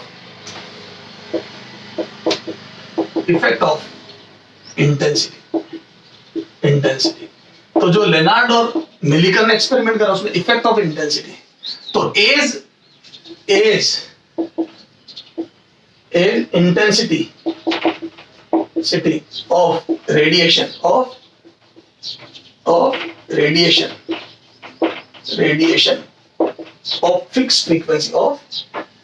of fixed frequency is increases. This saturation current increases. Saturation current increases. ठीक है, जैसे जैसे इंटेंसिटी बढ़ाई तो सैचुरेशन करंट बढ़ने लगा। तो ये देखो पहले सैचुरेशन करंट ये था, ठीक है, लेकिन फ्रीक्वेंसी सेम है तो स्टॉपिंग पोटेंशियल नहीं बदला, और ये इंटेंसिटी, ये I3 I2 I1, तो बोलो सैचुरेशन करंट, तो इंटेंसिटी 3 ज्यादा है, ये इंटेंसिटी है ना, इंटेंसिटी 3 करता है, इंटेंसिटी 3, इंटेंसिटी 2 और ये इंटेंसिटी 1, इंटेंसिटी को इंटेंसिटी 1 ये, और यहाँ सैचुरेशन करंट ये भी। तो क्या मैं बोलूं, देखो जैसे जैसे इंटेंसिटी बढ़ाई तो देखो थर्ड वाले का सैचुरेशन करंट ज्यादा, तो जब जैसे तो इंटेंसिटी 3 बढ़ाई 2 से और 1 से, तो 1 से 2 की इंटेंसिटी ज्यादा, 2 से 3 की इंटेंसिटी ज्यादा। देखो जिसकी इंटेंसिटी ज्यादा वहां सैचुरेशन करंट ज्यादा है। क्यों? क्योंकि इंटेंसिटी मतलब नंबर ऑफ फोटोन बढ़े। इंटेंसिटी मतलब क्या हुआ, एक फिक्स फ्रीक्वेंसी की इंटेंसिटी बढ़ी, मतलब मैं बोलूं नंबर ऑफ फोटोन बढ़े, नंबर ऑफ फोटोन इंक्रीज हुआ, है ना। क्यों? क्योंकि फ्रीक्वेंसी फिक्स है, एक फोटोन की एनर्जी फिक्स है, तो इसका मतलब आपने इंटेंसिटी बढ़ी, मतलब आपने नंबर ऑफ फोटोन बढ़ाए, फिक्स है, ठीक है। तो ये तो ये इफेक्ट ऑफ इंटेंसिटी। तो जैसे जैसे इंटेंसिटी बढ़ी वैसे वैसे सैचुरेशन करंट बढ़ा, ठीक है। एक और ग्राफ भी बना सकता हूं मैं, तो मैं बोलूं intensity of light radiation, intensity of radiation versus saturation current का ग्राफ बनाओ। तो बोलूं जैसे जैसे इंटेंसिटी बढ़ी saturation current, intensity 0 saturation current 0, intensity double 10, तो मतलब समझ गए, जो प्रोपोर्शनल, जैसे जैसे इंटेंसिटी डबल हो गई सैचुरेशन करंट डबल हो गया, क्योंकनंबर ऑफ फोटोन डबल, ठीक सर। तो ये हो गया इफेक्ट ऑफ इंटेंसिटी। ये ग्राफ पूछते बेटा, ध्यान रखना बेटा। हाँ, अब इफेक्ट ऑफ इंटेंसिटी हो गया effect of frequency, effect of frequency, ये हो गया intensity, effect of frequency, effect of frequency, ठीक सर। ये देखो, अब अगर आपने फ्रीक्वेंसी चेंज करी तो सेचुरेशन करंट वही रहेगा, क्यों? क्योंकि नंबर ऑफ फोटोन को गिरा रहे हो आप, ठीक है। तो हम नंबर ऑफ फोटोन को ही रखें और फ्रीक्वेंसी चेंज करें, तो क्या मैं बोल दूं, ये आई वर्सेस फ्रीक्वेंसी, ये आई वर्सेस वोल्टेज, ये तो क्या बोल दूं, ये फ्रीक्वेंसी देखो ν1 ν2 ν3, तो ये स्टॉपिंग पोटेंशियल 3 का हो गया, Vs3 Vs2 Vs1।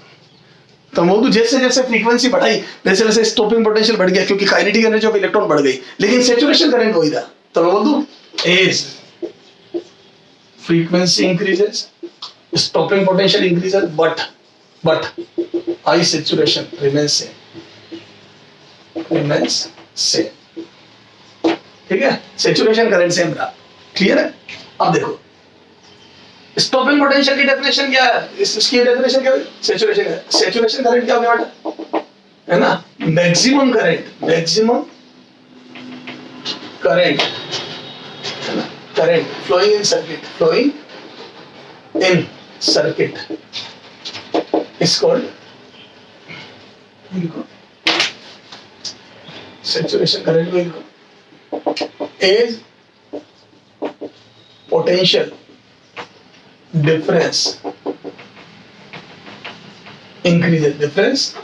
increases current in circuit increases। कैसे देख रहे हैं अपन, माइक्रोमीटर से नाप रहे increases at a particular potential difference after a particular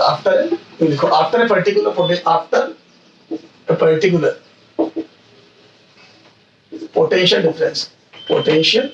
difference current flowing in circuit is maximum called saturation current, saturation current, ठीक है। एक पर्टिकुलर वोल्टेज के बाद करंट मैक्सिमम हो जाता है सर्किट में, that is called saturation current, ठीक है। उसके बाद करंट बढ़ता नहीं है तो उसको सैचुरेशन करंट बोलते हैं। अब स्टॉपिंग पोटेंशियल किसको बोलते हैं बेटा, स्टॉपिंग पोटेंशियल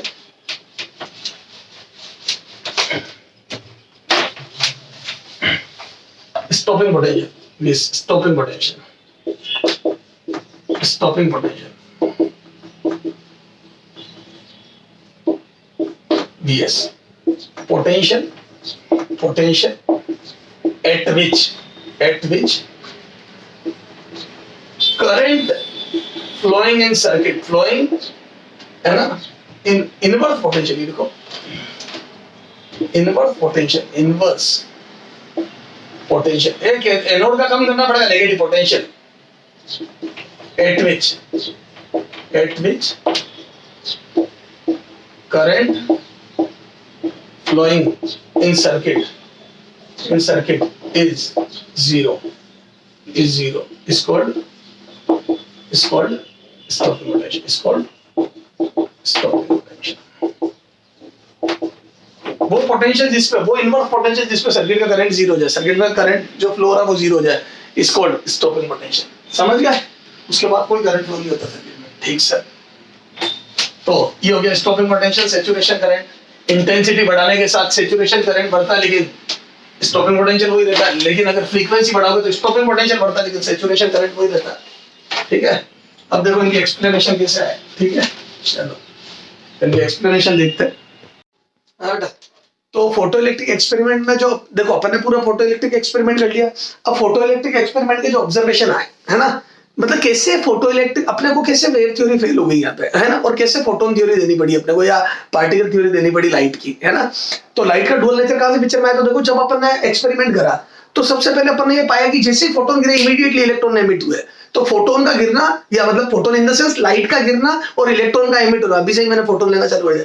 तो लाइट का गिरना और इलेक्ट्रॉन का एमिशन होना में नैनो सेकंड्स, मतलब कोई टाइम लेग नहीं था, no time difference was there. Nanoseconds को तो बहुत छोटा टाइम डिफरेंस है, तो इमीडिएटली इलेक्ट्रॉन एमिट हो गए। अगर बेटा वेव नेचर होता तो वेव क्या हो गया, जैसे पानी के पाइप से पानी गिरना, और पार्टिकल नेचर क्या हो गया, जैसे वाटर बलून गिरना। तो क्या मैं बोल दूं, अगर वेव नेचर या पाइप नेचर होता, पाइप से जैसे पानी गिरता है धार के रूप में, वैसा नेचर होता तो एनर्जी वर्क फंक्शन के बराबर या सफिशिएंट एनर्जी इकट्ठा होने में टाइम लगता, तो थोड़ा टाइम लगता है, क्योंकि ऑब्जर्वेबल टाइम होता है। लेकिन यहाँ पे तो नैनो सेकंड्स लगे, मतलब without any time lag, without no time difference या without zero time difference, tends to zero time difference, photon गिरे और लाइट गिरी और इलेक्ट्रॉन एमिट हो गए।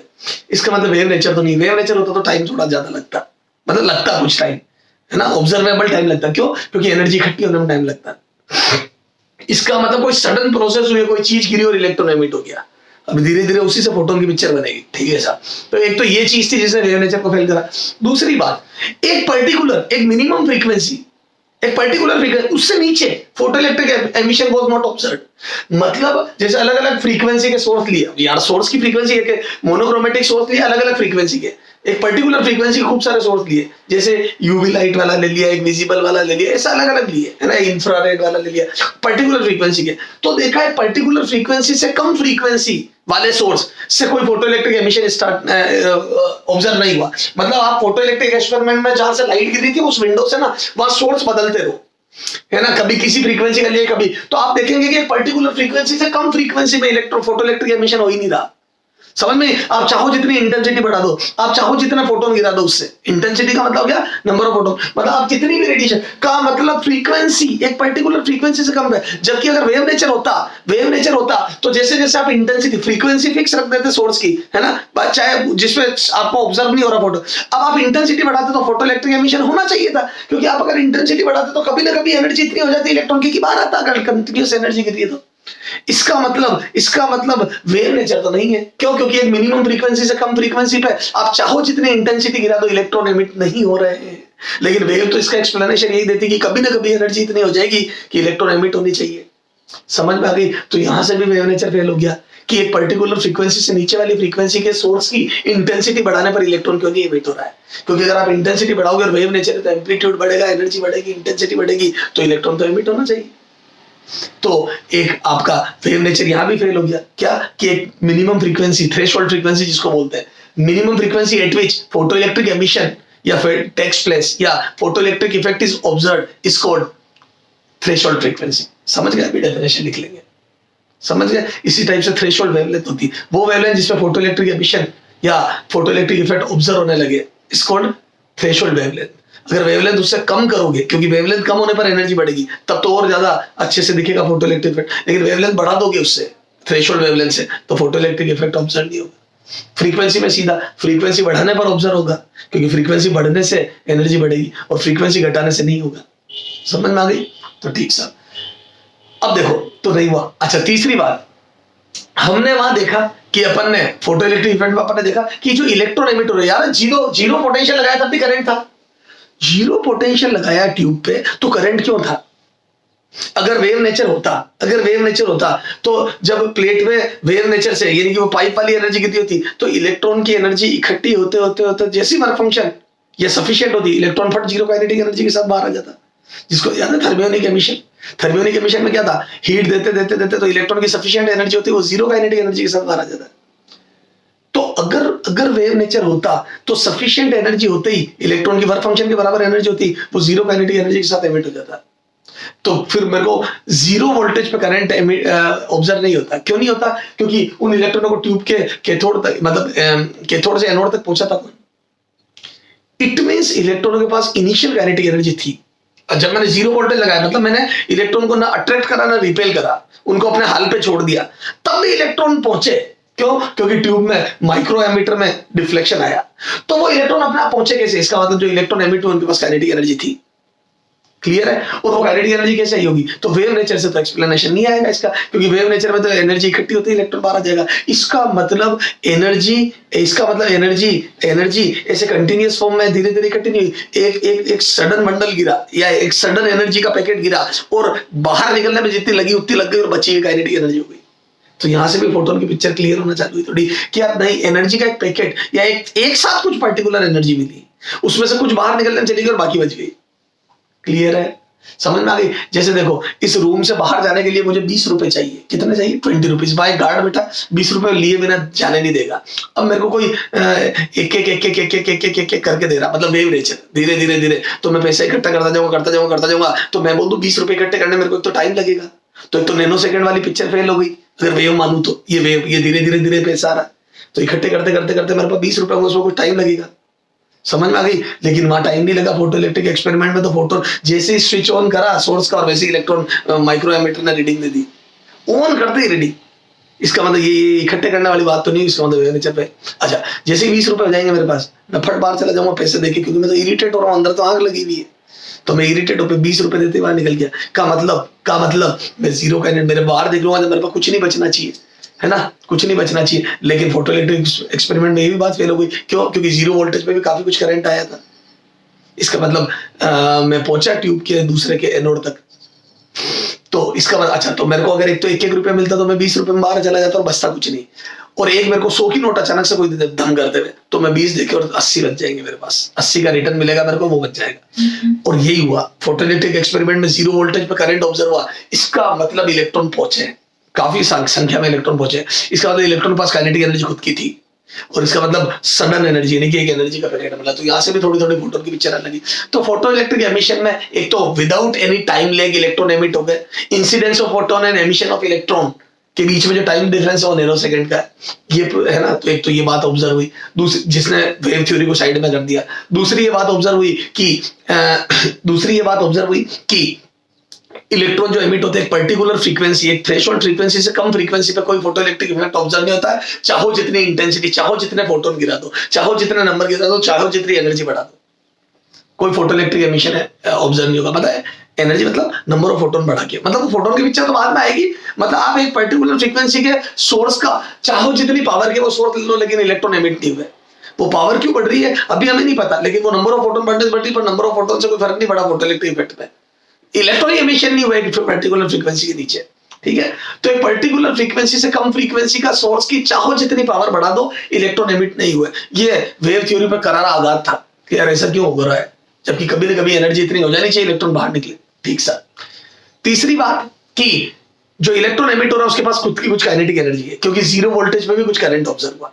तो दीज वर द ऑब्जर्वेशन। तो फोटो इलेक्ट्रिक इफेक्ट का ऑब्जर्वेशन क्या था? एक्सपेरिमेंट का ऑब्जर्वेशन, ठीक है। पहला time difference was 10 to 10 -9 second. अरे बोलो, तो emission of electron, incidence of photon, time difference between incident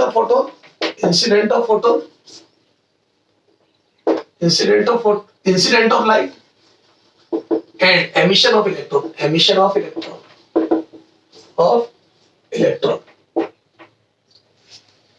was is in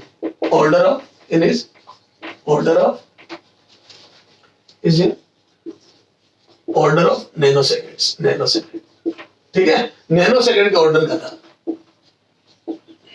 ठीक है, नैनो सेकंड के ऑर्डर में था। Second, frequency less than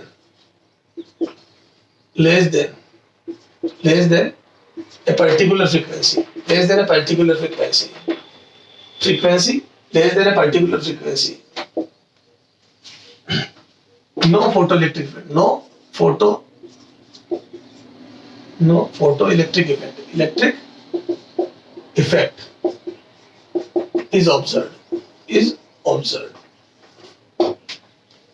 Frequency less than a particular frequency, no photoelectric effect is observed. This particular frequency is called threshold frequency.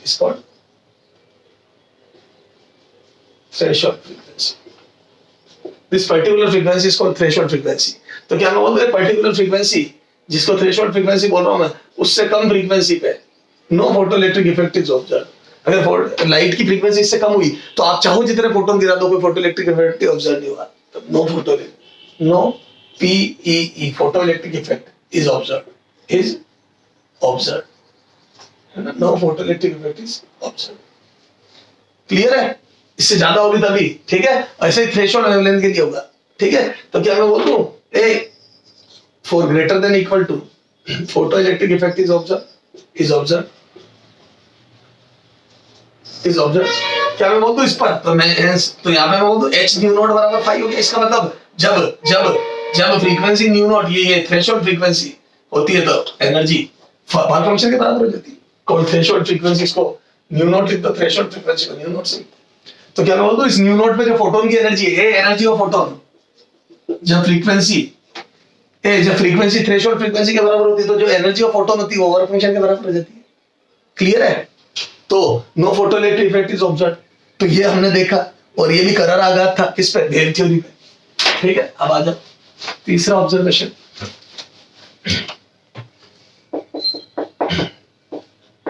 When electron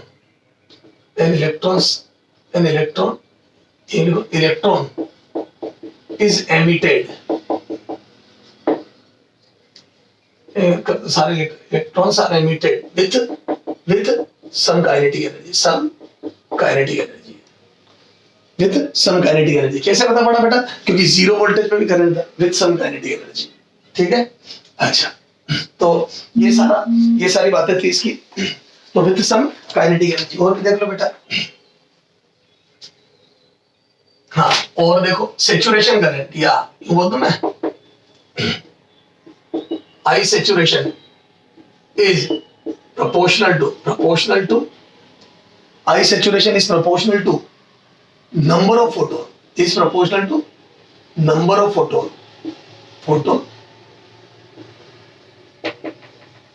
incident है ना, number of photon incident और metal plate. समझना, ये भी wave theory पे करार आजाद। कैसे? Saturation current जो था, कितना करंट फ्लो होगा वो इस बात पर डिपेंड करता है कि कितने नंबर ऑफ फोटोन गिरे, ठीक है? Is proportional to number of photon, note और यार यूं लिखो I saturation is proportional to number of photon. ये नंबर ऑफ फोटोन की बात तो बाद में आएगी। Is proportional to intensity, is proportional to intensity is proportional to intensity, not on frequency, है ना? not on frequency। मतलब आप फ्रीक्वेंसी बदलते हो सोर्स की, है ना, तो फर्क नहीं पड़ रहा है सैचुरेशन करंट पे। फर्क किस बात का पड़ रहा है? अगर आप इंटेंसिटी बदलते हो, इंटेंसिटी मतलब नंबर ज्यादा गिरेंगे। एक पर्टिकुलर फ्रीक्वेंसी का सोर्स ले लिया और इंटेंसिटी बढ़ाई तो करंट बढ़ा, सैचुरेशन करंट बढ़ा। तो एक पर्टिकुलर फ्रीक्वेंसी के सोर्स की इंटेंसिटी बढ़ाने पर, यानी कि नंबर के साथ बढ़ रहा है, लेकिन फ्रीक्वेंसी बदलने पर सैचुरेशन करंट पर कोई फर्क नहीं पड़ा। समझ में आ गई? जबकि वेव थ्योरी ये बोलती है कि अगर आप फ्रीक्वेंसी एक पर्टिकुलर फ्रीक्वेंसी या फ्रीक्वेंसी बढ़ाते हो, आप अगर एक पर्टिकुलर फ्रीक्वेंसी ज्यादा वाली फ्रीक्वेंसी बढ़ाते हो तो फ्रीक्वेंसी बढ़ाने के साथ भी आपके वेव की एनर्जी बढ़ेगी, और वेव की एनर्जी बढ़ेगी तो आपके जो एनर्जी, देखो पूरी मेटल सरफेस पे जो एनर्जी गिरेगी तो एनर्जी तो पूरी मेटल सरफेस पे, वेव नेचर है तो पूरी मेटल सरफेस के एक पर्टिकुलर एरिया में सब पे सारे इलेक्ट्रॉनों के साथ डिस्ट्रीब्यूट होगी। भैया अगर आप फोटोन की थ्योरी नहीं मानते हो तो जैसे मान लो एक बीम गिर रही है ना, ये वेव थ्योरी, तो पूरी वेव गिर रही है, ये वेव गिर रही है, तो जो इलेक्ट्रॉन, वो जो एनर्जी वो तो सारे इलेक्ट्रॉनों में डिस्ट्रीब्यूट होगी।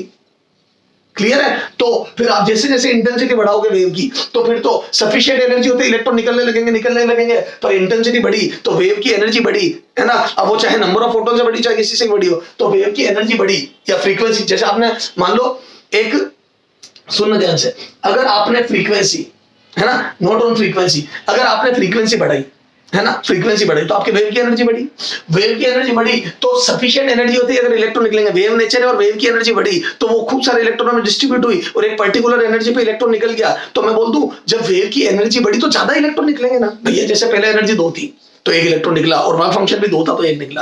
अब आपने फ्रीक्वेंसी बढ़ा दी तो फ्रीक्वेंसी बढ़ने से वेव की एनर्जी बढ़ गई, ज्यादा फ्रीक्वेंसी के सोर्स की एनर्जी ज्यादा होती है तो पूरे वेव की एनर्जी बढ़ गई। अब वो चाहे कैसे भी बढ़ी हो, वेव की एनर्जी बढ़ गई तो 2 में 1 इलेक्ट्रॉन बाहर निकला और वेव की एनर्जी मान लो 4 हो गई, तो अब 2 इलेक्ट्रॉन बाहर निकलने चाहिए ना। अगर वेव नेचर है तब तो वो वेव सब में इलेक्ट्रॉन डिस्ट्रीब्यूट हुई तो जहां 1 इलेक्ट्रॉन निकलता था वहां 2 निकलेंगे, लेकिन ऐसा नहीं हुआ। फ्रीक्वेंसी बढ़ाने पर सैचुरेशन करंट नहीं बदला, तो इसका तो कोई और रीजन है। तब धीरे धीरे फोटोन की पिक्चर आई, सर समझ में आ गई? तो saturation current is proportional to intensity, is proportional या is depend, it depend on, is depend, यूं करोगे प्रोपोर्शनल वाली बात, depend on intensity, not on frequency. ये भी बड़ा जबरदस्त ऑब्जर्वेशन था। तो एक, नो टाइम लेग। दूसरा, saturation current depend upon intensity not on frequency. तीसरा, काइनेटिक एनर्जी के साथ इलेक्ट्रॉन निकलते हैं, electron are emitted with some kinetic energy. समझ में आ गई? अच्छा, एक मिनिमम फ्रीक्वेंसी से कम पे no photoelectric effect is observed. ये भी बड़ी जबरदस्त बात थी। ठीक है साहब, ये सब वेव के नेचर के फेलियर के रीजन बने। ठीक, चला तो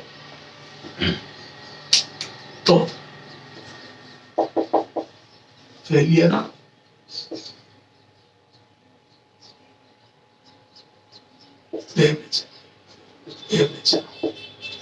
वेव नेचर। ठीक है, failure of wave nature. there should be some time lag between incident of photon and emission of electron, है ना? some time lag होना चाहिए था, है ना? if light is wave, क्यों? क्योंकि वेव में टाइम इकट्ठा होने में टाइम लगता है। Second, electron should emit with zero kinetic energy। Electron के पास काइनेटिक एनर्जी नहीं बचनी चाहिए थी, अगर वेव नेचर है तो सफिशिएंट होते ही बाहर आ जाते हैं। ठीक है, हाँ। तीसरा, saturation current should depend upon frequency. फिर तो फ्रीक्वेंसी बढ़ाने के साथ भी, क्योंकि वो एनर्जी सब में डिस्ट्रीब्यूट होती है, तो फ्रीक्वेंसी बढ़ाने के साथ जो एनर्जी बचती तो उससे खूब सारे इलेक्ट्रॉन एमिट होने चाहिए थे। ठीक है, तो saturation current, I saturation should also be depend upon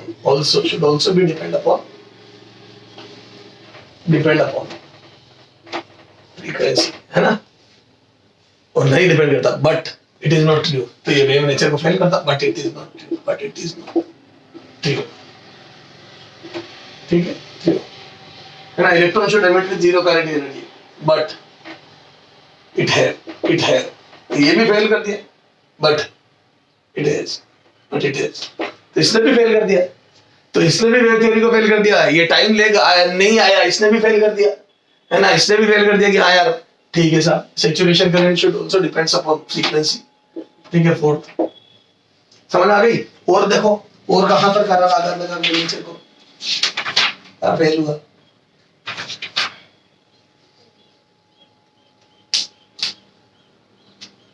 चलो, हाँ, यही 3 रीजन थे। ठीक है, तो ये सारे रीजन थे जिससे वेव थ्योरी फेल हो गई।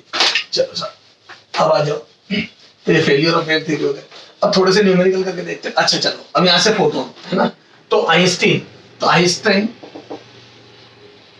के हिसाब, आइंस्टाइन्स फोटो इलेक्ट्रिक इक्वेशन। अब देखो, आइंस्टाइन्स फोटो इलेक्ट्रिक इक्वेशन। अब इसमें जो सारा हिसाब किताब आइंस्टाइन ने करा, आइंस्टाइन ये कहता, तो according to Planck's quantum theory कि ये क्या है, कि ऐसा क्यों हो रहा है कि ये टाइम लेग नहीं आ रहा है, वो नहीं आ रहा, तो उसने फोटोन की थ्योरी दी कि according to Planck's quantum theory, जो light incident in energy packets, बताया था मैंने, energy bundles, energy in the form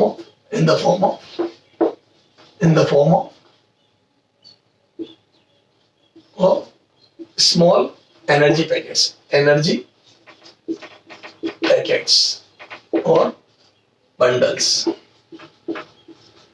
packets called photon। ठीक है, एनर्जी पैकेट्स और बंडल की फॉर्म में रहती कॉल्ड फोटोन की सारी प्रॉपर्टीज बता दी मैंने, थोड़ा इसका आइडिया मैंने दे चुका हूं फोटोन का। ठीक साहब, ठीक है, फोटोन। अब देखो, जब मेटल की सरफेस पे फोटोन गिरता है, तो अब जैसे एनर्जी पैकेट्स है, तो वो पूरी एक एनर्जी एक साथ मिलती है ना? And it's one and its interaction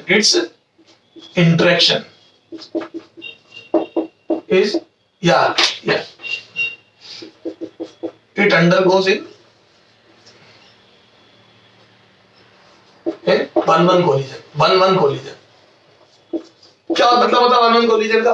तो ये जिस इलेक्ट्रॉन पे गिरेगा उसको पूरी एनर्जी ट्रांसफर करेगा, आधी अधूरी ट्रांसफर नहीं करता। जहां गिरा वहां 1-1 collision करेगा, गिरते ही सारी एनर्जी एक साथ देगा, तभी तो कुछ बच जाती है।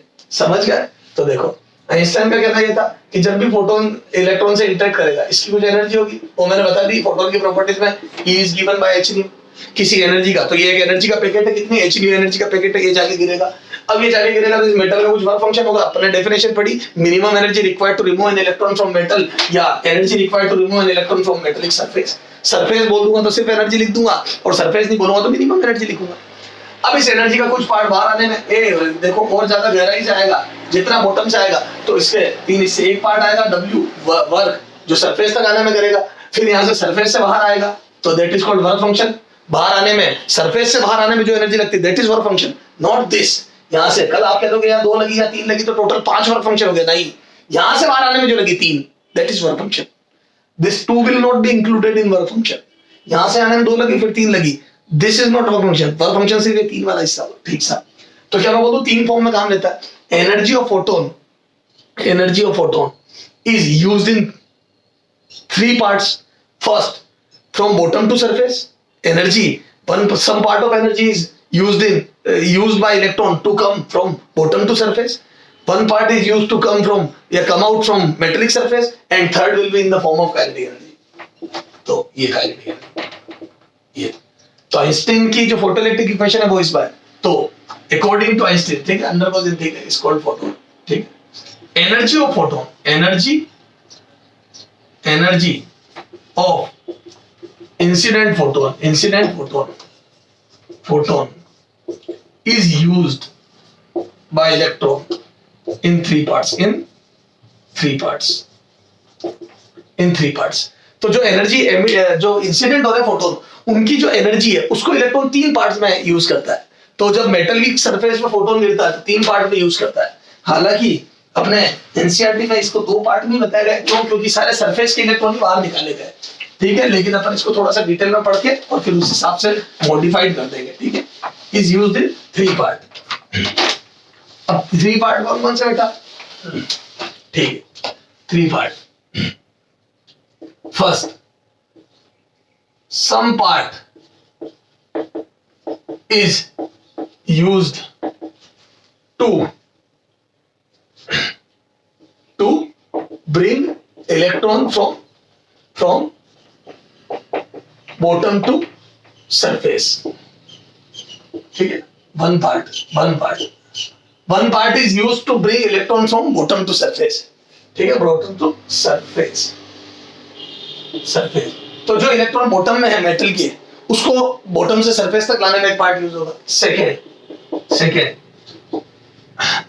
one part या some part of energy, ये इसको W बोल दो, of energy, है ना, is used by electron to come out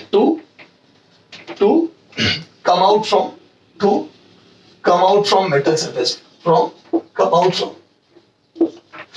metal surface, ठीक है, called work function। कुछ पार्ट मेटल सरफेस से बाहर आने में काम में लेता है, that is called work function, ठीक है sir. And remaining energy will be in the form of kinetic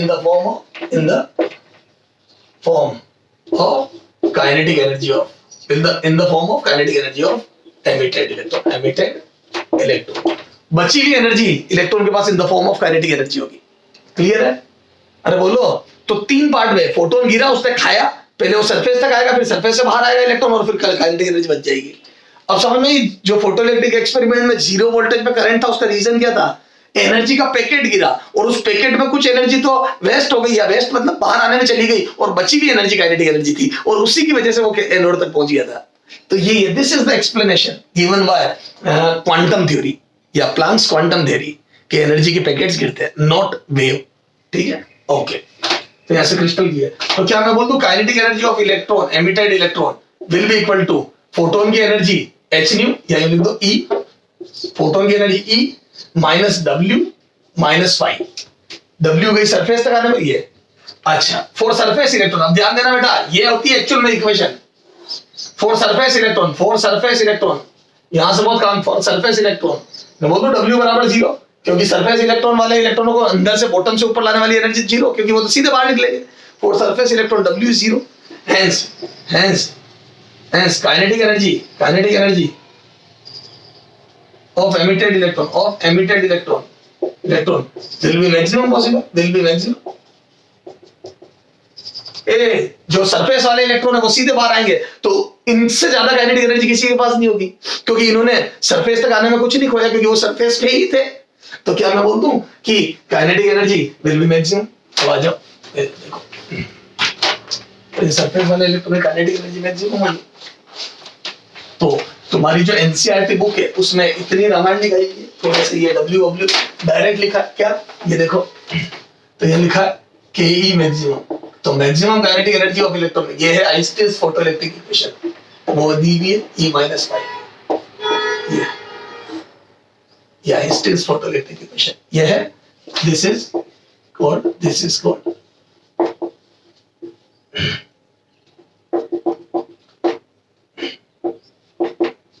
Einstein's photo electric equation, ठीक है, ये आइंस्टाइन की फोटो इलेक्ट्रिक इक्वेशन, ठीक सर। अच्छा तो मैं यूं भी लिख सकता हूं और करके, है ना, और kinetic energy is less than equal to, ये बोल दो लेस देन इक्वल टू, क्या बोलो, है ना, क्या E माइनस फाइव, ये या इससे कम क्यों, जितना बॉटम से आएगा उतनी कम होगी। तो this is the basic equation. अब इसका अलग अलग फॉर्म बना सकते हो आप। कई बार क्वेश्चनों में एग्जाम में फ्रीक्वेंसी दी हुई होती है, या h न्यू और या h न्यू नॉट लिख दूंगा थ्रेशोल्ड फ्रीक्वेंसी, कई बार वेवलेंथ की बात की जाती है, तो यहाँ से अलग अलग ग्रुप बनेंगे। तो मैं क्या बोल दूं ये, अच्छा, और इलेक्ट्रॉन की जो काइनेटिक एनर्जी होती है, फिर वो जब इलेक्ट्रॉन जाएगा तो उसको रोकने में जो पोटेंशियल लगेगा उसको स्टॉपिंग पोटेंशियल बोलते हैं, क्लियर है। तो इसको E इंटू वी लिख दूंगा, याद है V होता है यूनिट चार्ज को मूव करने में वर्क डन, तो Q चार्ज को मूव करने में QV वर्क होता है, और QV वर्क अगर किसी चार्ज पे होगा तो या तो उसकी काइनेटिक एनर्जी इतनी बढ़ जाएगी या घट जाएगी, अगर अगेंस्ट पे वर्क हो तो घट जाएगी, और डायरेक्शन में वर्क हो तो बढ़ जाएगी। तो यहां से बोल दूं KE बराबर, यहाँ पे कई बार h न्यू माइनस फाइव लिख देते हैं, इट डिपेंड्स मुझे क्या दिया है ना, तो कई बार यहाँ पे hc by lambda minus five लिख देते हैं, कई बार hc minus h new note लिख दूंगा, ठीक है। ये चलो इस पर ग्राफ बनाएंगे, ये जाओ, ये अब अगर ये लिखूंगा तो इस पर ग्राफ बना सकता हूँ, काइनेटिक एनर्जी वर्सेस फ्रीक्वेंसी का ग्राफ कैसा है, तो खूब पूछते हैं एग्जाम में। तो क्या मैं बोल दूं ये यहाँ से फ्रीक्वेंसी, ये हो गई काइनेटिक एनर्जी ऑफ इलेक्ट्रॉन, ये एमिटेड इलेक्ट्रॉन की काइनेटिक एनर्जी नहीं मैक्सिमम काइनेटिक एनर्जी बोलो। तो क्या मैं बोल दूं जब तक ये देखो ये स्ट्रेट लाइन बनेगी है, इसको y एक्सिस पे ले लिया इज इक्वल टू ये x एक्सिस पे ले लिया, तो ये h इंटू एक्स माइनस ये एक सम कांस्टेंट c, याद है y बराबर mx प्लस c, तो ये स्लोप हो गई, y बराबर mx प्लस c से कंपेयर करो ना, तो ये स्लोप हो गई, और ये c, ये c हो गया माइनस फाइव। अरे y बराबर mx प्लस c से कंपेयर करो तो क्या मैं बोल दूं ये बन गई, तो नेगेटिव स्लोप आया ना, ये देखो slope c sorry negative slope क्या रहे, तो ये इंटरसेप्ट नेगेटिव आया ना माइनस फाइव, तो मैं बोल दूं ये आ गया माइनस फाइव, ये दिस इज माइनस फाइव, ये तो y एक्सिस को नीचे काटेगी, यानी काइनेटिक एनर्जी वाली एक्सिस को नीचे काटेगी। देखो ना वैसे भी फ्रीक्वेंसी बराबर जीरो, और दो फ्रीक्वेंसी जीरो, ये फ्रीक्वेंसी की एक्सिस है, जीरो पर ये काइनेटिक एनर्जी माइनस फाइव आई, तो फ्रीक्वेंसी जीरो करते के माइनस फाइव आई।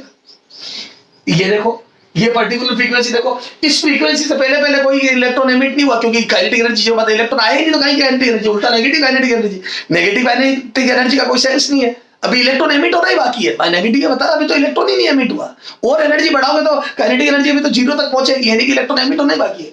यहाँ पर काइनेटिक एनर्जी जीरो, इससे ज्यादा ये this is called threshold frequency, ये this is called threshold frequency, ये particular frequency is called threshold. इससे ज्यादा फ्रीक्वेंसी जब होगी तो इलेक्ट्रॉन एमिट होना चालू होंगे, यानी कि उसके पास कुछ एनर्जी आना चालू होगी। तो वो फ्रीक्वेंसी जब इलेक्ट्रॉन एमिट होना चालू हो, that is called threshold frequency. इससे ज्यादा पर इलेक्ट्रॉन के पास काइनेटिक एनर्जी कुछ बच जाएगी। ये तो वो है जिस पर एमिट हुए, इससे ज्यादा फ्रीक्वेंसी के फोटोन गिरेंगे, ज्यादा एनर्जी का बंडल गिरेगा तो कुछ एनर्जी बच जाएगी। जितना ज्यादा एनर्जी का बंडल गिरेगा उतनी ज्यादा एनर्जी बच जाएगी, लीनियरली वेरी करती है ये। इसको और ये भी लिख सकता था, ये काइनेटिक एनर्जी याद है जो इलेक्ट्रॉन काइनेटिक एनर्जी के साथ जा रहा था, है ना ये। अच्छा, इसकी स्लोप कितनी हो जाएगी, तो याद है स्लोप ये न्यू, ये एक्स एक्सिस पे है, तो इसकी स्लोप x का कोफिशिएंट m होता है स्लोप, तो मैं बोल दूं यहां से ये हो गई h, तो 10 is tan theta is equal to h e theta,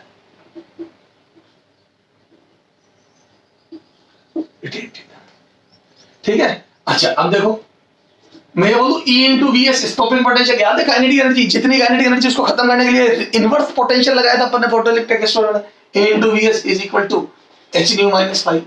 तो यहां से अगर मैं Vs का ग्राफ बनाऊं तो Vs बराबर कितना आ जाएगा h by e, ये स्लोप h by e हो जाएगी माइनस 5 by e।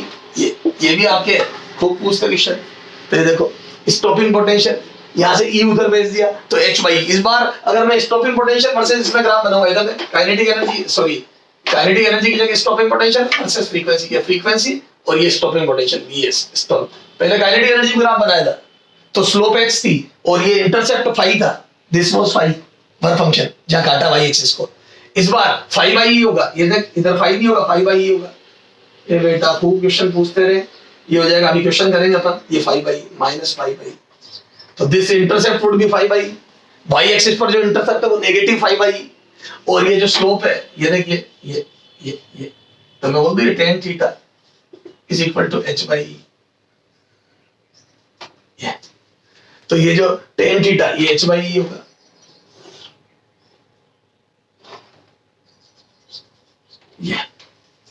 ये h by tan theta, this is 5 by e। Clear है सर, समझ में आ गई। तो ध्यान रखना कब स्लोप h होगी, जब काइनेटिक एनर्जी वर्सेस फ्रीक्वेंसी का ग्राफ होगा। रटना नहीं है, ये यहां से आया आइंस्टाइन फोटोइलेक्ट्रिक इक्वेशन है। कब h by e होगी स्लोप, जब kinetic stopping potential versus frequency का ग्राफ होगा। कब इंटरसेप्ट 5 होगा, के e वर्सेस न्यू में, कैसे ये याद देखो।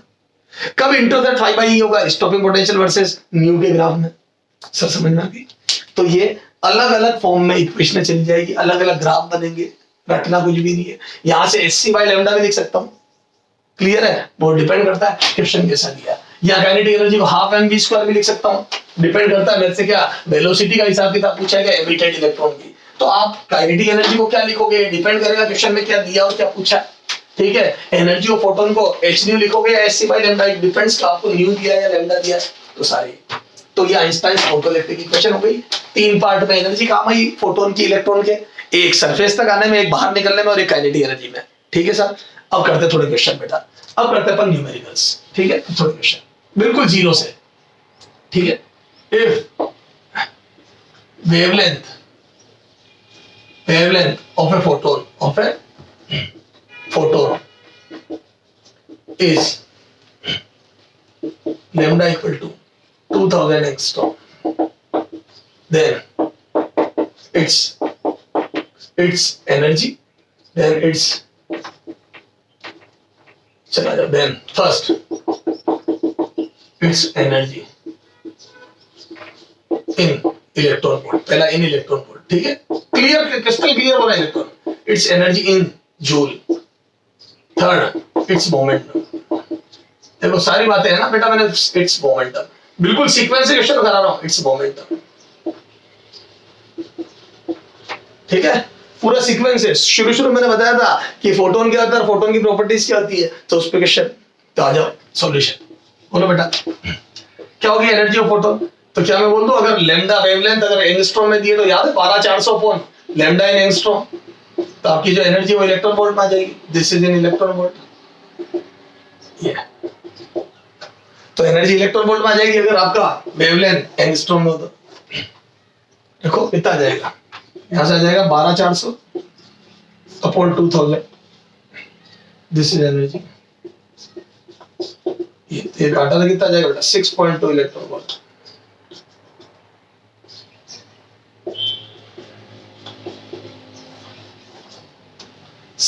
Electron volt would be the kinetic energy, sorry energy of photon, clear है 6.2, ठीक है। अच्छा ये तो इलेक्ट्रॉन वोल्ट में आ गई जूल में, तो ये तो इलेक्ट्रॉन वोल्ट में आती सीधा, ये सब अपन ने जूल में, तो जूल में मैंने बोला ई की वैल्यू रख दो 1.6 into 10 तो जूल में आ जाएगी। तो यहाँ से बोल दूं एनर्जी इन जूल, तो 6.2 into 1.6 into 10⁻⁻19 जूल, ये तो लगभग 10 आ जाएगा ये, है ना। तो 10 यानी कि 10⁻18 जूल की करीब आ जाएगा। तो इसको सोल्व करेंगे तो लगभग 10⁻, आप सोल्व कर लेना बेटा, 10⁻18 जूल के करीब, अरे 10 बन जाएगा यार लगभग, ठीक है। अब मोमेंटम ऑफ फोटोन, बोलो मोमेंटम क्या था, मोमेंटम तो याद है मोमेंटम ऑफ फोटोन P बराबर h by लैम्डा, ये मोमेंटम का फॉर्मूला h by लैम्डा, तो रखो वैल्यू, तो h by लैम्डा वैल्यू रखो तो कितना आ जाएगा, h आ जाएगा बेटा 6.6 into 10⁻34 अपॉन लैम्डा बोलो, तो लैम्डा आ जाएगा 2 into 10⁻7, ये मोमेंटम, तो ये कितना आ जाएगा बेटा 3.3 into 10⁻, ये -7 + 7 हो गया तो -27, ये आ जाएगा P। तो इसको मोमेंटम का केजी मीटर पर सेकंड यूनिट होगी, केजी मीटर पर सेकंड, केजी हो गया मास, मीटर पर सेकंड हो गया वेलोसिटी, तो एमबी, ठीक सारी बात समझ आ गई। तो ये फोटोन की एनर्जी है ना, फोटोन का मोमेंटम, ये क्वेश्चन बहुत है। अच्छा अगर यहाँ पे ये इधर देखो, इसी में थोड़ा सा चेंजेस कर दूं, ये यहाँ पे कर दिया बेटा 620 नैनोमीटर, एंगस्ट्रॉम की जगह नैनोमीटर, तो याद है मैंने आपको बताया था बेटा नैनोमीटर और एंगस्ट्रॉम में क्या रिलेशन है, तो जो भी नैनोमीटर उसको 10 टाइम्स कर दो एंगस्ट्रॉम बन जाता है। तो क्या मैं यहाँ से सबसे पहले लिख दूं कि 620 nanometre is equal to lambda बराबर 6200 एंगस्ट्रॉम, आप तो 10 टाइम्स कर दो एंगस्ट्रॉम बन जाएगा, नैनोमीटर का 10 टाइम्स इज एंगस्ट्रॉम, तो मैं बोल दूं 62 यहाँ पे आ जाएगा 6200 एंगस्ट्रॉम, एंगस्ट्रॉम का डिवाइड करो तो ये आ जाएगा 2 इलेक्ट्रॉन वोल्ट, 6200 सीधा 2 इलेक्ट्रॉन वोल्ट, फिर ये 2 इलेक्ट्रॉन वोल्ट में आ जाएगा 2 into 6 1.6, तो ये आ जाएगा कितना, यहाँ पे ये लो कैलकुलेशन में E बराबर आ जाएगा 3.2 into 10⁻⁹ जूल, सर कर देंगे, कुछ भी नहीं होगा, नैनोमीटर या एंगस्ट्रॉम में लैम्डा देगा, तो लैम्डा अगर आपको एंगस्ट्रॉम में दिया जब तो ठीक है, नैनोमीटर में दिया तो 10 टाइम्स कर लेना, यस सर। तो यहां से हो गया फोटोन की है। अच्छा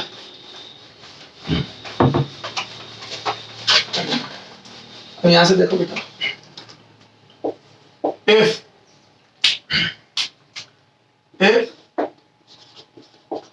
wavelength of two photon are 2000 angstrom and 6000 angstrom respectively, then ratio of their speed in vacuum, ठीक है, A 1:3, B 3:1, C 1:1, D current से, ठीक है।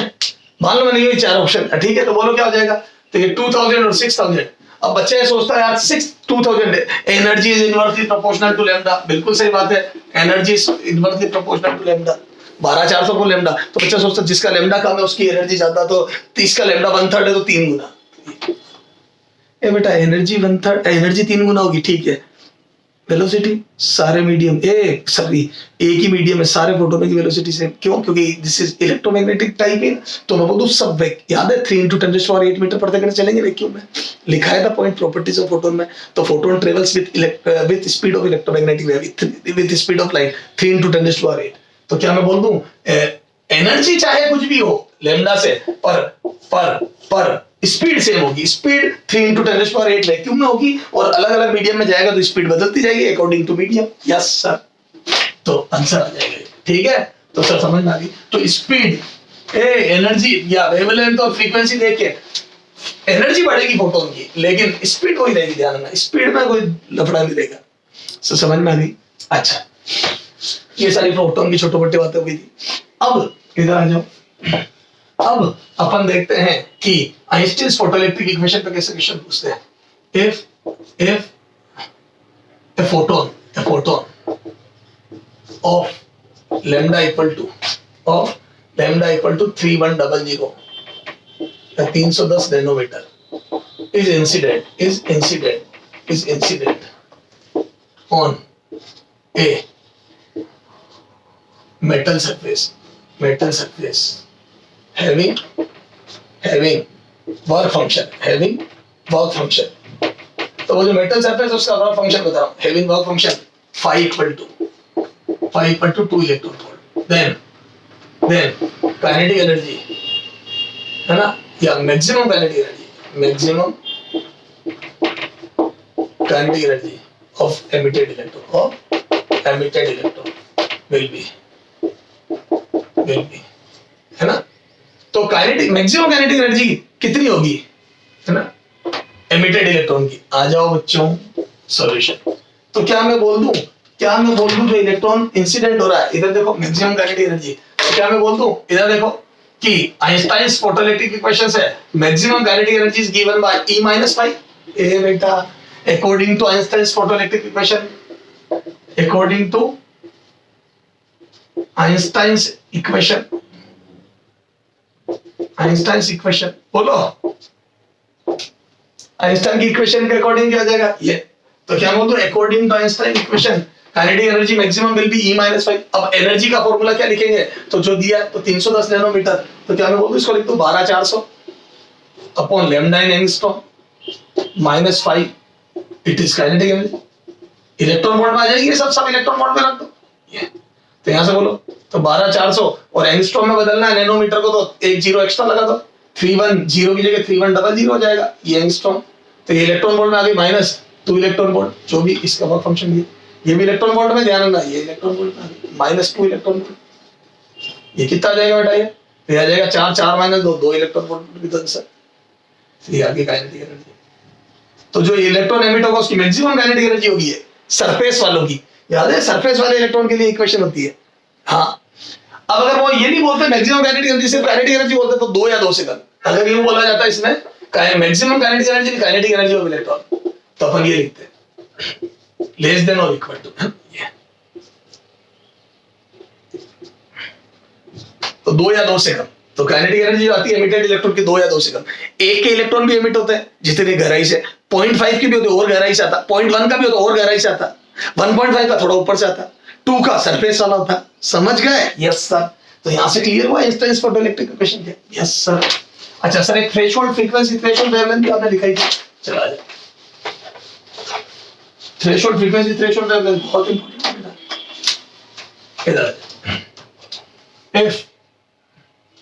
if threshold frequency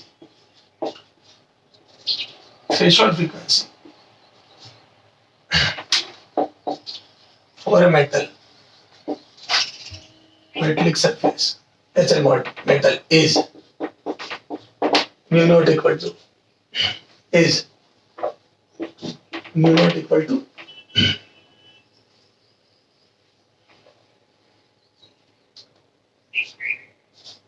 10⁻15 hertz.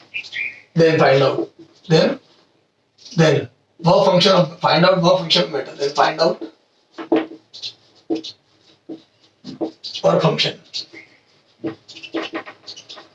of metal. ठीक है, 5 मेटल का वर्क फंक्शन बताना। Yes sir. तो थ्रेशोल्ड फ्रीक्वेंसी की डेफिनेशन अपने को पता है क्या? वो मिनिमम फ्रीक्वेंसी जिसपे जस्ट एमिटेड इलेक्ट्रॉन होना स्टार्ट या फोटोइलेक्ट्रिक इफेक्ट ऑब्जर्व होना चालू हो, तो minimum frequency at which photoelectric effect is observed. तो क्या मैं बोल दूं, तो वर्क फंक्शन 8 न्यू बराबर न्यू नॉट, है ना। Photoelectric effect will be observed, will be just observed, मतलब जस्ट दिखना चालू होगा, इसके बाद तो कंफर्म दिखेगा।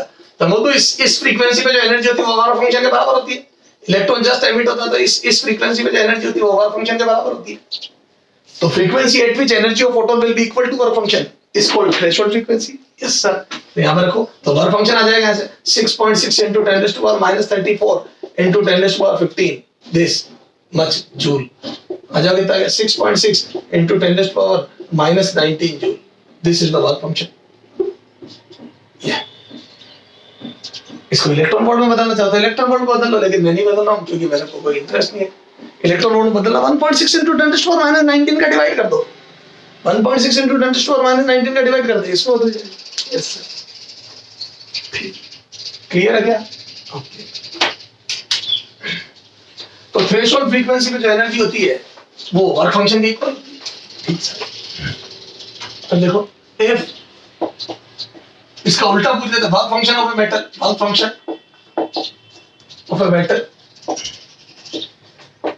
is phi equal to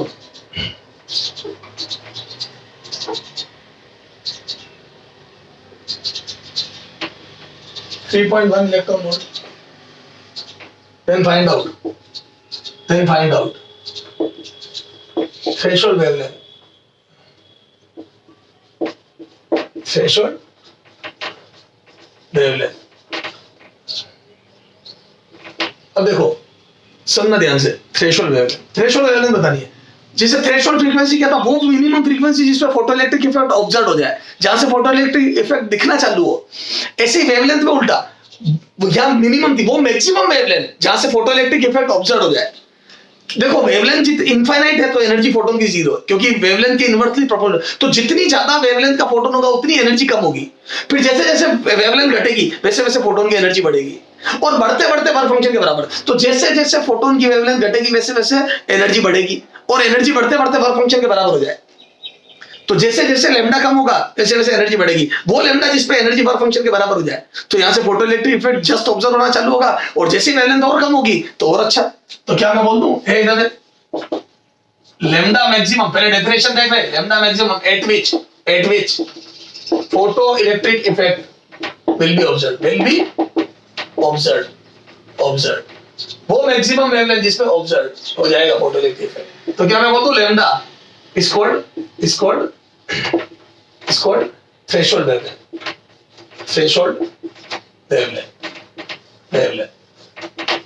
lambda not. ठीक है, उसको लैम्डा नॉट बोलते हैं। ठीक सर। तो क्या बोल दूं, lambda should be less than equal to lambda not.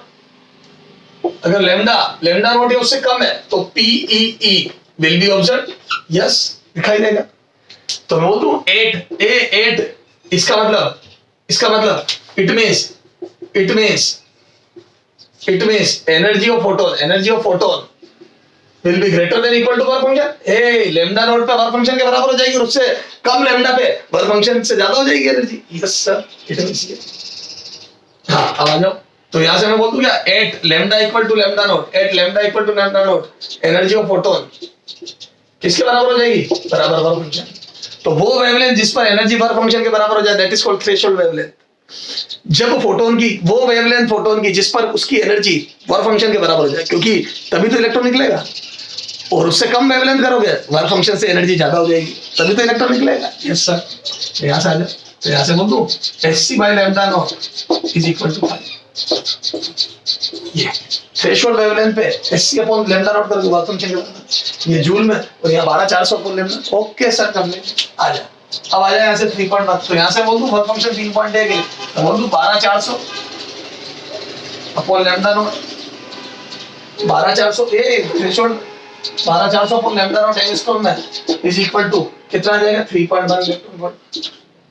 ये भी इलेक्ट्रॉन वोल्ट में, ये भी इलेक्ट्रॉन वोल्ट में। तो यहाँ से लैम्डा नॉट कितना आ जाएगा बेटा, यहाँ से लैम्डा नॉट बोलो, लैम्डा नॉट बराबर ये 3.1 अंदर बेटा कितना आ जाएगा, 4,000 एंगस्ट्रॉम। But 4,000 angstrom. ये सब समझ में क्लियर है। तो वर्क फंक्शन दिया हुआ तो थ्रेशोल्ड वेवलेंथ निकाल देंगे, वर्क फंक्शन दिया हुआ थ्रेशोल्ड फ्रीक्वेंसी निकाल देंगे, थ्रेशोल्ड फ्रीक्वेंसी और थ्रेशोल्ड वेवलेंथ दी होगी तो अपन वर्क फंक्शन निकाल देंगे। तो सर सारे काम ये तो कर देंगे। ओके चलो आ जाओ। अब एक आधा थोड़ा सा लेवल करेक्शन और कर लो। अरे देखो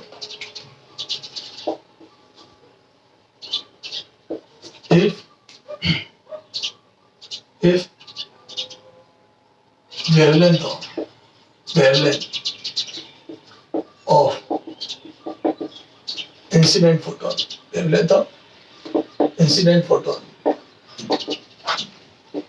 is lambda equal to 4,000 angstrom and Ke maximum kinetic energy of emitted electron is 1.6 electron volt, then Find out work function. Find out work function of metal. Then find out work function of metal. ठीक है, तो work function of metal भी पूछ सकते हैं, और ये कर दो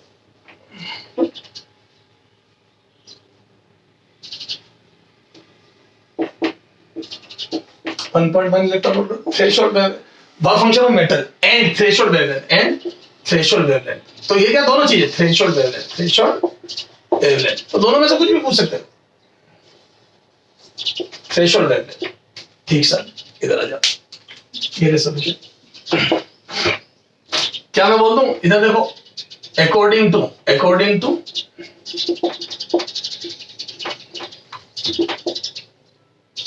आइंस्टाइन्स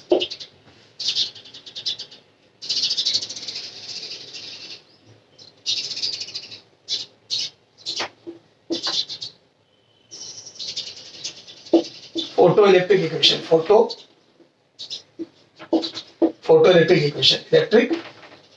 इक्वेशन, आइंस्टाइन की फोटो इलेक्ट्रिक इक्वेशन क्या थी बेटा?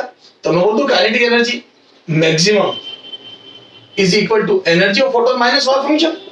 ए बेटा बेसिक, अब यहां से किस डायरेक्शन में चलना है वो अपने को क्या दिया है, तो मेरे को वेवलेंथ दी है फोटोन की, तो मैं यहां से इसको 12400 अपॉन लैम्डा इन एंगस्ट्रॉम, तो ये एनर्जी इलेक्ट्रॉन वोल्ट बन जाएगी, -5 वाली फॉर्म में लिख दो, is equal to kinetic energy of maximum of electron.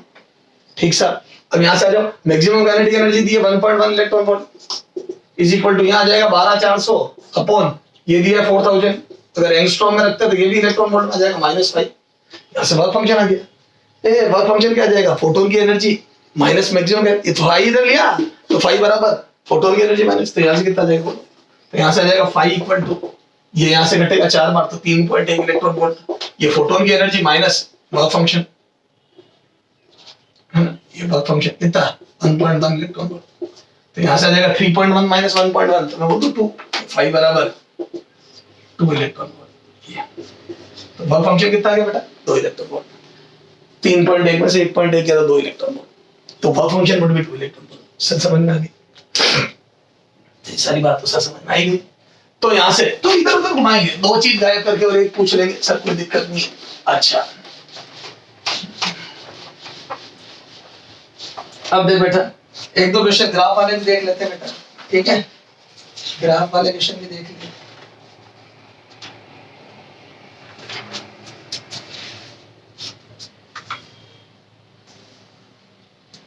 हाँ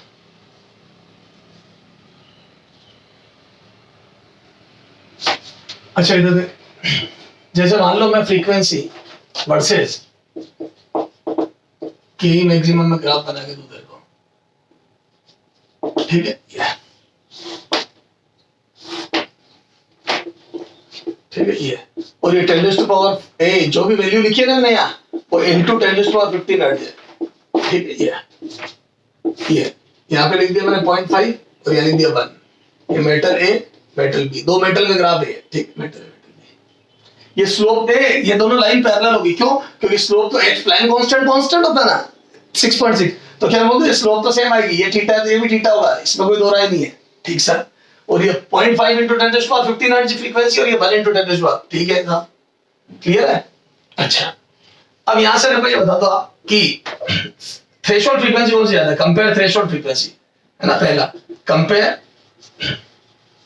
थ्रेशोल्ड फ्रीक्वेंसी